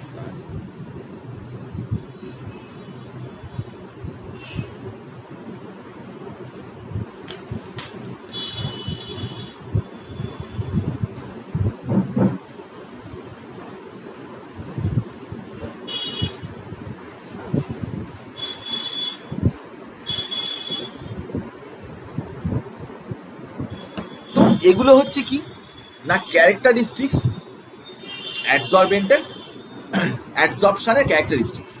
তো সেটা কেমিজর্পশন এবং ফিজিজর্পশনের দুটোতেই আমরা আলোচনা করব, কোনো একটা পার্টিকুলার নয়। প্রথমে দেখ স্পেসিফিসিটি অফ দ্য অ্যাডসর্বেন্ট। স্পেসিফিসিটি মানে এটা কি খুব স্পেসিফিক, মানে এই সলিডের ওপরে এই গ্যাসেরই অ্যাডসর্পশনটা হবে, নাকি যা খুশি দেওয়া যেতে পারে, যে কোনো সলিড যে কোনো গ্যাসে দেওয়া যেতে পারে। আমি তোকে ব্যাপারটা বুঝিয়ে বলছি, তুই ভালো করে দেখ। যেখানে যখন ভ্যান্ডারওয়াল ফোর্স কাজ করে, ভ্যান্ডারওয়াল ফোর্সের মধ্যে কিন্তু কোনো স্পেসিফিক ব্যাপার থাকে না। যে কোনো সলিডের যে কোনো দুটো জিনিসের মধ্যে অ্যাট্রাকশন হয়, তাকে বলে ভ্যান্ডারওয়াল। তো তুমি এখানে সলিডটা কি নিয়েছো, উপরে গ্যাস কি নিয়েছো, ব্যাপারটা গুরুত্বপূর্ণ বিষয় নয়। ভ্যান্ডারওয়াল ফোর্সেস আর ইউনিভার্সাল, সব সময়তেই একই রকম ভাবেই চলবে। তো সেখানে এরকম কোনো ফিজিজর্পশনের সময় কোনো স্পেসিফিক কোনো ব্যাপার নেই। ফিজিজর্পশনে কি হয়, ভ্যান্ডারওয়াল অ্যাট্রাকটিভ ফোর্স হয়। কিন্তু যখন কেমিজর্পশন হবে তখন কি না, কেমিজর্পশনের সময়তে আমরা কি বলতে চাইছি না, কেমিজর্পশনের সময় কিন্তু বন্ড হবে। তো কেমিজর্পশনের সময় যেহেতু বন্ড হবে, সেই জন্য বন্ড যে কারোর সাথে যে কারোর হয় না। তখন তাহলে দেখ এখানে কথাটা পড়ে দেখ, highly specific to the chemical bonds between adsorbent and adsorbate. যখন কেমিজর্পশন হবে তখন তো সেখানে বন্ড ফর্মেশন হবে। বন্ড ফর্মেশন যে কারোর সাথে যে কারোর হয় না, সেই জন্যে তখন অ্যাডসর্বেট আর অ্যাডসর্বেন্ট হাইলি স্পেসিফিক। মানে তুমি চারকোল রাখলে তার সাথে অ্যামোনিয়া নিতে হবে, কি প্যালাডিয়াম রাখলে তার সাথে হাইড্রোজেন রাখতে হবে, প্যালাডিয়াম রেখে অক্সিজেন রেখে তো হবে না। স্পেসিফিক কথাটার মানে হচ্ছে এটা, যে যেরকম তুমি অ্যাডসরবেট নেবে সেরকম অ্যাডসরবেন্ট নেবে, সেই অনুযায়ী মিলমিশ করে নিতে হবে, যে কোনো কিছু নেওয়া যাবে না। একে বলে স্পেসিফিসিটি। দ্বিতীয় কথা কি, nature of the adsorbate. Nature of the adsorbate মানে কি, মানে কালো জিনিসটা একই রয়েছে, ওটা হচ্ছে অ্যাডসরবেন্ট, কিন্তু ওর ওপরে যে গ্যাসগুলো অ্যাডসর্ব হচ্ছে, তুমি গ্যাসটা চেঞ্জ করে দিয়েছো, গ্যাসটাকে nitrogen, oxygen, carbon dioxide, hydrogen এরকম চেঞ্জ যদি করে দাও, তাহলে কি অ্যাডসর্পশনে কোনো পার্থক্য হবে কি হবে না? খুব important, very very important, very very important. দেখ, ঠিক আছে, এগুলো কিছু হয় না। তো আমরা কি বলছি না, দেখ এখানে আমি যদি গ্যাসটাকে যদি চেঞ্জ করি, তাহলে দেখ যে আমরা ধর কোনো গ্যাস বেশি অ্যাডসর্ব হবে। দেখ ওইদিকে ডান দিকের গ্যাসটা দেখ একদম পুরো পিঁপড়ের মতো চারিদিকে ঘিরে ধরেছে, মাঝখানেরটা দেখ একটু কম, এটা দেখ আরো কম। তার মানে কি বলতে চাইছি? তার মানে একটাই কথা বলতে চাইছি যে বিভিন্ন গ্যাসের ক্ষেত্রে কিন্তু অ্যাডসর্পশনটা বিভিন্ন রকমের হবে। ধর সালফার ডাইঅক্সাইড অ্যাডসর্পশন হচ্ছে কত, 380 সিসি। মিথেন দেখ 16.2, হাইড্রোজেন দেখ 4.5। তো বোঝা যাচ্ছে যে গ্যাসগুলোকে চেঞ্জ করলে কিন্তু এই অ্যাডসর্পশনটা কিন্তু চেঞ্জ হয়ে যাচ্ছে, কিন্তু এটা বোঝা যাচ্ছে না যে কিসের উপরে ডিপেন্ড করছে। মানে আমাকে যদি কয়েকটা গ্যাস দিয়ে দেয়, দিয়ে যদি জিজ্ঞাসা করে বলো তো কোনটা বেশি অ্যাডসর্পশন হবে, অর্ডার সাজাও, তো সেই ব্যাপারগুলোর জন্য আমরা কিন্তু বিষয়টা বুঝতে চাই যে কোন ক্ষেত্রে বেশি হবে বা কোন ক্ষেত্রে কম হবে। সালফার ডাইঅক্সাইড খুব বেশি অ্যাডসর্ব হচ্ছে, সেখানে হাইড্রোজেন অত বেশি অ্যাডসর্পশন হচ্ছে না, বাকি কন্ডিশন একই রাখা রয়েছে, এসটিপি কন্ডিশন বাকি কন্ডিশন সেম। তো এটা কিসের উপর ডিপেন্ড করে? দেখ, ক্রিটিক্যাল টেম্পারেচারের উপর ডিপেন্ড করে। এখন প্রশ্ন হচ্ছে ক্রিটিক্যাল টেম্পারেচার কি? আমি স্টেটস অফ ম্যাটার পড়িয়েছি, তার মধ্যে ক্রিটিক্যাল টেম্পারেচার পড়িয়েছিলাম, যাক সেটা ভুলে গেছি সে আলাদা কথা, কিন্তু আমি তোকে আবারও বলে দিচ্ছি। সেটা হচ্ছে ক্রিটিক্যাল টেম্পারেচার মানে হচ্ছে এমন একটা টেম্পারেচার যে টেম্পারেচারে নিয়ে গেলে তবেই কোনো গ্যাসকে লিকুইফাই করা যাবে, লিকুইড করা যাবে। ধর কার্বন ডাইঅক্সাইডের ক্রিটিক্যাল টেম্পারেচার 31 ডিগ্রি সেন্টিগ্রেড, এটা বলতে তুমি কি বোঝো? তোকে যদি জিজ্ঞাসা করে কার্বন ডাইঅক্সাইডের ক্রিটিক্যাল টেম্পারেচার 31 ডিগ্রি সেন্টিগ্রেড, কথার মানে কি? তখন বলতে হবে যে কার্বন ডাইঅক্সাইডকে প্রেসার দিয়ে লিকুইড করতে গেলে তার টেম্পারেচার অবশ্যই 31 ডিগ্রি সেলসিয়াসে নামাতে হবে। 31 ডিগ্রি সেলসিয়াসের উপরে যতই তুমি ওকে প্রেসার দাও না কেন, ওকে লিকুইড করতে পারবে না। ক্রিটিক্যাল টেম্পারেচার হচ্ছে সেই temperature above which liquefaction is not possible by the application of enormous amount of pressure. Critical temperature উপরে যদি তুমি প্রেসারও দাও কিছুই হবে না। তো ক্রিটিক্যাল টেম্পারেচার যার বেশি, মানে যাকে সহজে লিকুইড করা যায়, তার অ্যাডসর্পশনটা ভালো হবে। হাইড্রোজেন, নাইট্রোজেন, অক্সিজেন একে সহজে লিকুইড করা যায়? করা যায় না। কার্বন ডাইঅক্সাইড, সালফার ডাইঅক্সাইড সহজে লিকুইড করা যায়, ওদের অ্যাডসর্পশনটা বেশি হবে। এই কারণেই যাদের ক্রিটিক্যাল টেম্পারেচার, দেখ directly proportional to critical temperature, যাদের ক্রিটিক্যাল টেম্পারেচার বেশি তাদেরই কিন্তু লিকুইফ্যাকশন অফ গ্যাস অনেক বেশি হবে, অ্যাডসর্পশনও তাদের ক্ষেত্রে বেশি হবে। আমি তোকে কয়েকটা গ্যাসের এখানে ভ্যালু দিচ্ছি যে ক্রিটিক্যাল টেম্পারেচার কীরকম কীরকম হয়, সেটা দিয়ে আমি তোকে বলছি। দেখ, সেটা হচ্ছে যে বিষয়টা আমি দেখ এখানে কথাটা লেখা আছে, ইজিলি লিকুইফায়েবল গ্যাসেস আর অ্যাডসর্ব টু গ্রেটার এক্সটেন্ট। যাদেরকে সহজে লিকুইফাই করা যায় তারাই বেশি অ্যাডসর্ব হয়। আমি জটিল কোনো কথাতে যেতেই চাইছি না, একদম সোজা কথাই বলছি। দেখ কি লেখা আছে, easily liquefiable gas means have higher tendency to become liquid. যাকে ইজিলি লিকুইড করা যায় তার মানে কি? সে সহজে লিকুইড হতে চায়। কোন গ্যাস সহজে লিকুইড হতে চায়? যার মধ্যে অ্যাট্রাকটিভ ফোর্সটা বেশি আছে।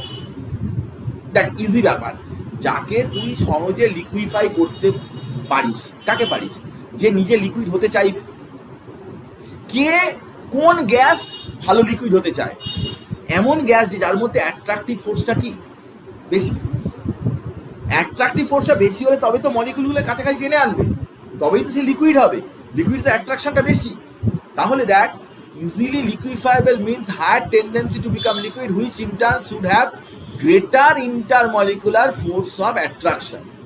তো higher the critical temperature of a gas, more easily it will be liquefied and hence absorbed to greater extent. যার ক্রিটিক্যাল টেম্পারেচার বেশি তাকেই সহজে লিকুইফাই করা যাবে, তারই ইন্টারমলিকুলার অ্যাট্রাকটিভ ফোর্স বেশি, সেই ভালো অ্যাবজর্পশন হবে। এছাড়া আর এখানে নতুন কোনো কথাবার্তা নেই, যত ইম্পর্টেন্ট কথা সব এর মধ্যেই রয়েছে। ইন্টারমলিকুলার অ্যাট্রাকটিভ কারণে চলে গেছি পুরো। তো লিকুইফ্যাকশন কতটা গুরুত্বপূর্ণ, ক্রিটিক্যাল কতটা গুরুত্বপূর্ণ, যেসব কথা গুরুত্বপূর্ণ সেসব কথা আমার প্রেজেন্টেশনের মধ্যে গুরুত্ব সহকারেই লেখা থাকবে। তোর কোনো চিন্তা নেই, তোর একটা শব্দ বাদ যাবে না পরীক্ষার সময় এসব লিখতে গেলে, কারণ আমি তোকে আরো কয়েকটা ভ্যালু দিচ্ছি, তুই ভালো করে দেখ। দেখ, গ্যাসগুলোর নাম লেখা আছে, sulphur dioxide, ammonia, carbon dioxide, methane, carbon monoxide, nitrogen, hydrogen. প্রত্যেকের ক্রিটিক্যাল টেম্পারেচার ভ্যালু আস্তে আস্তে কমছে। ক্রিটিক্যাল টেম্পারেচার ডিক্রিজ করলে লিকুইফ্যাকশনও ডিক্রিজ করে যাবে। লিকুইফ্যাকশন ডিক্রিজ করলে কি হবে?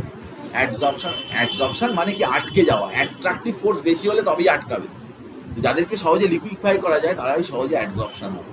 তো অ্যাডজর্পশন ডিক্রিজ হবে, তো লিকুইফ্যাকশন ডিক্রিজ হবে। ক্রিটিক্যাল টেম্পারেচার যত ডিক্রিজ করবে, লিকুইফ্যাকশন তত ডিক্রিজ করবে, অ্যাডজর্পশনও তত অটোমেটিক্যালি ডিক্রিজ করবে। তো অর্ডার সাজাতে গেলে তুই এটা কাজে লেগে যাবে যে অ্যাডজর্পশন অনুযায়ী কীভাবে হচ্ছে। তাহলে অ্যাডজর্বেট, এটা হচ্ছে অ্যাডজর্বেট, তার উপরে কিভাবে ডিপেন্ড করে সেটার কথা বললাম। এবার দেখ যে আমি তোকে দেখাচ্ছি সলিড আর গ্যাস। সলিডের উপরে গ্যাস আটকাচ্ছে, এইটা সলিড, তার উপরে গ্যাস আটকাচ্ছে। তো এটা সবসময় একটা ইকুইলিব্রিয়াম প্রসেস, মানে যেরকম কিছু আটকাবে আবার কিছু বেরিয়েও চলে যাবে, অ্যাডজর্পশনও হবে, অ্যাট দ্য সেম টাইম ডিজর্পশনও হবে, রিভার্সিবিলিটি। কিন্তু ফিজিজর্পশনের ক্ষেত্রে এই রিভার্সিবিলিটিটা কমন ফেনোমেনন, কারণ ফিজিজর্পশনে কি হয়েছে? ভ্যান ডার ওয়াল অ্যাট্রাকটিভ ফোর্স, তো যে আটকেছে সহজে সে যেতেও পারে সহজে।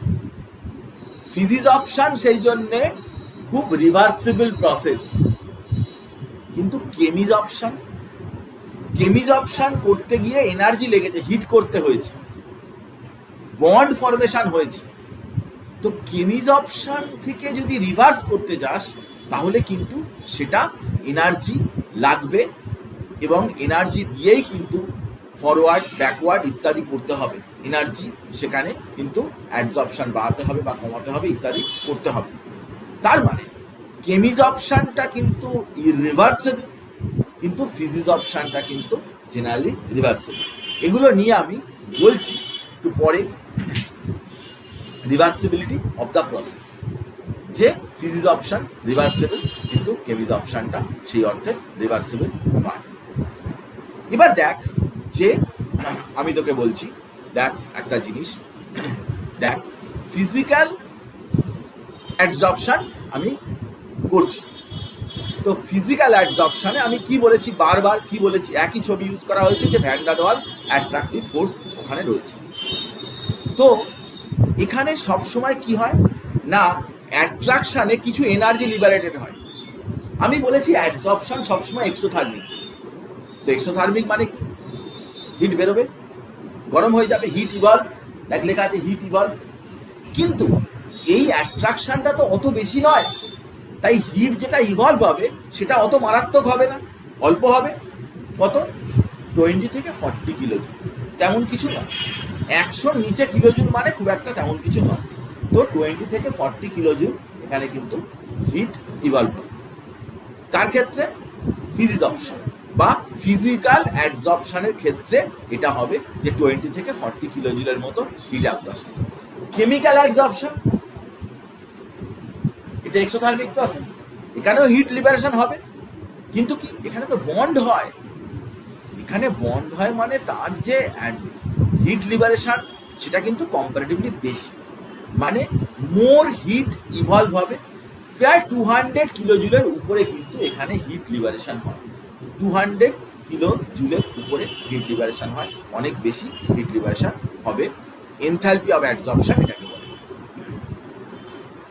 আচ্ছা, সবসময় তুই মনে রাখবি যে যত তুই হিট দিবি, দেখ ভালো করে, টেম্পারেচার যত তুই বাড়াবি, আমি তোকে কি বলেছি, অ্যাডজর্পশন হয় কি টেম্পারেচারে, লো টেম্পারেচার। আগে একবার ডেল্টা এইচ ইকুয়ালস টু এটা দিয়ে বোঝাচ্ছিলাম না, ডেল্টা এইচ মাইনাস টি ডেল্টা এস। তার মানে কি, যত তুই হিট দিবি তত কি হবে না ফরওয়ার্ড দিকে চলে যাবে, মানে ডিজর্পশন হবে। আর যত তুই মাইনাস করবি মানে কমাবি, তত কি হবে না অ্যাডজর্পশনটা হবে।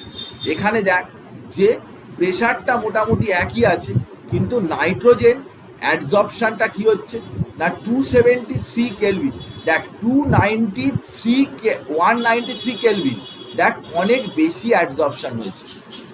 দেখ ভি টু এরা ভি3 এতটা, যদি 247 তাহলে দেখ ভি2 মানে এই বরাবর ভি2টা কম, আবার এই টেম্পারেচারে আরোই কম। তার মানে যত তুই টেম্পারেচার বাড়াচ্ছিস তত তোর অ্যাডজর্পশনটা কি হয়ে যাচ্ছে, কমে যাচ্ছে। সবসময় অ্যাডজর্পশনটা কমে যাবে। প্রথমের দিকে প্রেশার বাড়ানোর সাথে সাথে কিন্তু বাড়বে। প্রেশার কার্ভটা কিরকম হয়েছে না এরকম হয়ে আবার এরকম হয়ে গেছে। যদি তুমি প্রেশার বাড়াও তাহলে গ্যাস মলিকিউলসগুলো কি হবে না, এটা ধর সলিড সারফেস, তাহলে উপরে প্রেশার দিচ্ছিস, তাহলে এই জায়গাগুলো সব কি হচ্ছে, এই জায়গাগুলো কি হচ্ছে, ভর্তি হচ্ছে। তাহলে ভলিউম বাড়ছে বাড়ছে বাড়ছে বাড়ছে বাড়ছে বাড়ছে বাড়ছে, কিন্তু সব জায়গা যখন অকুপাই হয়ে যাবে, স্যাচুরেশনের পরেও যদি তুমি প্রেশার বাড়াতে থাকো, তাহলে কি আর বেশি অ্যাডজর্ব হবে? এখানে জায়গাই তো নেই। তাই যদি তুমি প্রেশার বাড়াও একটা পার্টিকুলার এক্সটেন্টের পরে কিন্তু আর অ্যাডজর্পশনটা বাড়ে না। অ্যাডজর্পশন ততক্ষণ পর্যন্তই বাড়তে থাকে ততক্ষণ পর্যন্ত ওখানে ফ্রি স্পেস রয়েছে সারফেসের উপর। কারণ সারফেসটাই এখানে গুরুত্বপূর্ণ, সারফেস ফেনোমেনা। আমরা আজকে প্রথম থেকে ঘন্টা দুয়েক ধরে আমরা একই কথা বলছি যে সারফেস রিলেটেড ফেনোমেনা আমরা বলছি। যেহেতু সারফেস রিলেটেড ফেনোমেনা বলছি, তাই এখানে কিন্তু যখন সারফেস কাভার আপ হয়ে যাবে তখন আর চেষ্টা করেও কোনো লাভ নেই। প্রেশার বাড়াচ্ছ কিন্তু সেই ভি3 প্যারালাল হয়ে গেছে। এ নিয়ে ল আছে, খুব ইন্টারেস্টিং ব্যাপার, ল পড়বো আমরা। এমন কোনো এখানে চ্যাপ্টার নেই যে তোর অসুবিধা লাগবে এবং তুই বুঝতে পারবি না, এরকম কোনো চ্যাপ্টার নেই। একটা লাইনও তুই পাবি না যে তোর বুঝতে অসুবিধা হচ্ছে।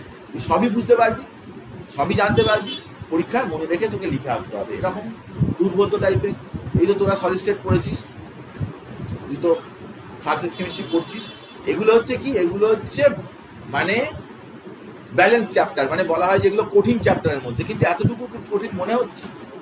কত ইজি লাগছে বল চ্যাপ্টারের মধ্যে, কোনো জটিল কনসেপশনের মধ্যে কি লাগছে? ওই ফিজিক্সের সেই কপিকল ফপিকল আর ইলাস্ট্রিক ইয়ং মডিউলাস আর হ্যানাতানা এরকম করে লাগছে কি? তুই বল মেকানিক্সের অঙ্কের মতো লাগছে কি? সত্যি কথা বল, যে এরকম ধরনের যে বুঝতে পারছি অথচ বুঝতে পারছি না, এলে এরকম করে করে দেবো, এরকম আমাদের মাথায় এটা বুঝতে পারছি না, কিন্তু এই অঙ্কটা এলে এরকম করে করে দেবো। এটা হচ্ছে this is nothing but adjustment. আমি নিজে না বুঝতে পারাটাকে আমি নিজে অ্যাডজাস্ট করছি, যে আমি শত চেষ্টা করে বুঝতে পারছি না, স্যারকে বললেও স্যার রেগে যাবে, কাহা তো কার বলা যায়। কিন্তু এমনই ধরনের জিনিসটা যে ঠিক ভালোভাবে পরিষ্কার হয় না, জানো, ঠিক একদম জলের মতো যেন হয়ে গেল, একদম আমার সামনে যেন পরিষ্কার, একদম ক্লিয়ার কাট মনে হচ্ছে, এরকম হতে চায় না। কিরকম যেন একটা অসুবিধা লাগছে, খিচখিচ লাগছে। আর বইয়ের ওই জায়গাটা পড়তে গেলেই আমার যেন ওই জায়গায় টপকে গেলেই যেন ভালো হয়। হ্যাঁ, ওই জায়গায় যেখানে অনেক কথা লেখা থাকে, প্রচুর টাইট করে কথা লেখা থাকে, যেদিকে ডান দিকে মানে ছবি আছে, মাঝখানে সরু করে কথা লেগেছে, বেশ ভালো লাগে। কিন্তু প্রচুর পাতাটা উল্টেই দেখলাম পুরোটা লেখা, তখন একদম মনটা খারাপ হয়ে যায়, মনটা পুরো, তখনই মনে হয় একটু উঠে রেস্ট নিয়ে আসি, আবার শুরু করবো।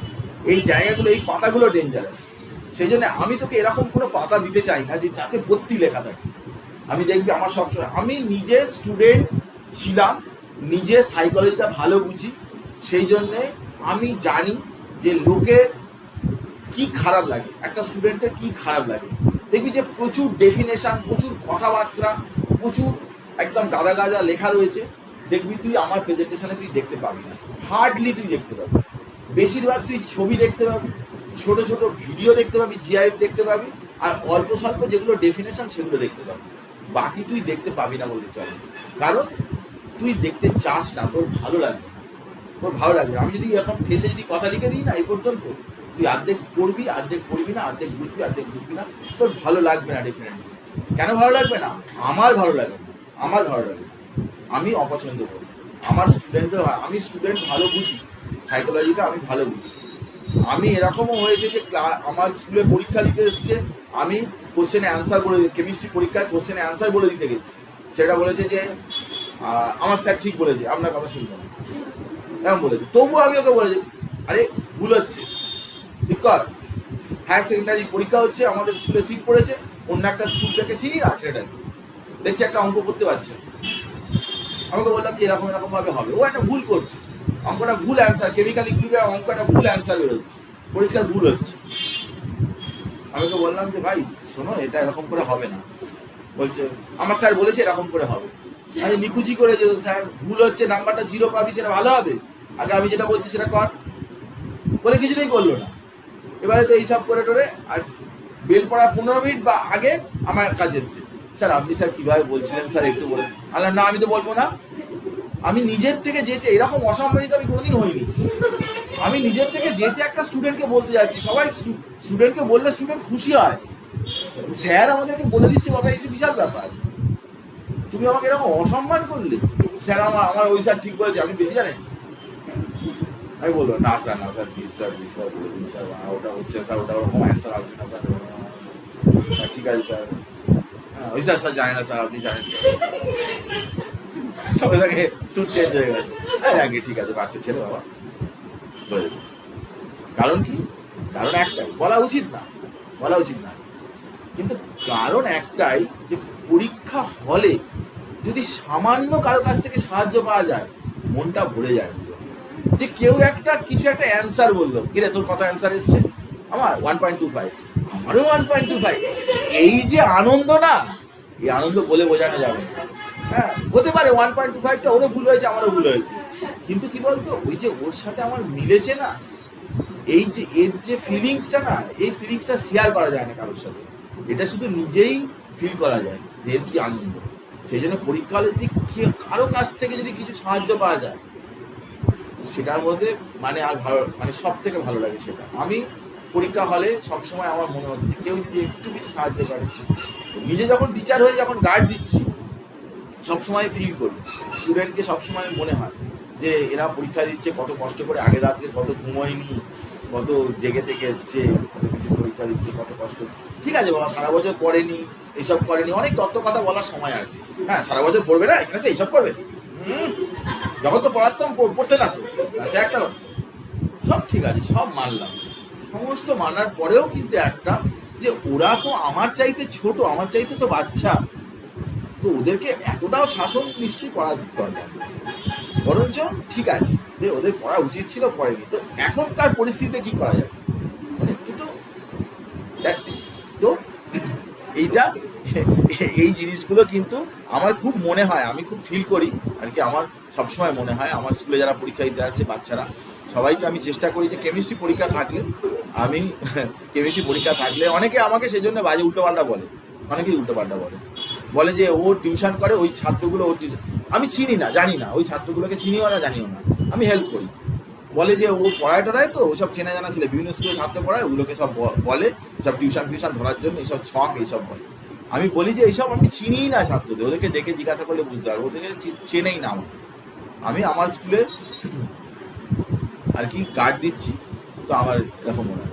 হেড স্যার বলেন যে না, এসব বলা উচিত নয়, তাহলে অন্য অন্য ঘরে যারা স্টুডেন্টরা পরীক্ষা দিচ্ছে তারা তো কোনো হেল্প পাচ্ছে না, তাহলে পার্টিকুলার একটা ঘরের স্টুডেন্ট, আমার পক্ষে তো সব ঘরে গিয়ে ঘুরে ঘুরে বলা সম্ভব না, যতটা বলা সম্ভব নিজের পরিধিতে যতটা রাজা রামমোহন রায়, বিদ্যাসাগর কত কাজ করেছে, ভালো ভালো জীবনে প্রচুর কাজ করেছে। তারা কি সারা ইন্ডিয়া জুড়ে কাজ করেছে? তারা বাংলাদেশে কাজ করেছে, যেখানে আছে সেখানেই কাজ করেছে, সেটুকু করেছে। যে যতটুকু কাজ করেছে সে ততটুকু। আপনি নিজেকে বিবেকানন্দ, না বিবেকানন্দ আমি ভাববো কেন? আরে আমি টিচার, আমি টিচারই ভাববো। আমি তো যাতে আছি আমি তাতেই ভাববো। তাতে ও টিচারের এটা কাজ বুঝি, স্টুডেন্টকে বলে দেয়, এটাই কাজ। আপনার জীবনের মতো এটা যে সব স্টুডেন্টকে বলে দেবেন। কি মুশকিল, আপনাকে তো বোঝাতেই পারবো না। আপনি এতদিন আগে পাস করেছেন যে বোঝাতে পারবো না। আমি কি করে বোঝাবো আপনাকে? বলছে আমি বুঝতে পেরেছি, আপনাকে বলতে হবে না কাউকে, আর আপনাকে গার্ড দিতে হবে না। আপনি আর কোনোদিন গার্ড দেবেন না, আপনি রেস্ট, পুরো আপনি রেস্ট নেবেন। যাক, অ্যাক্টিভেশন এনার্জি এখান থেকে আমি আবার পরের দিনকার বলবো। খুব ইন্টারেস্টিং একটা চ্যাপ্টার আমরা পড়াচ্ছি। এখান থেকে অনেক গল্প হলো, অনেক পড়াশোনাও হলো, অনেক কিছু পড়াশোনা হয়ে যায় আর কি। তো এটা আমার রেকর্ডিং, সব কথাই আমার রেকর্ডিং হয়ে গেল। এটাই হচ্ছে একটা অদ্ভুত ব্যাপার যে আমার এখানে কিন্তু যত কথা সবই আমি স্টপ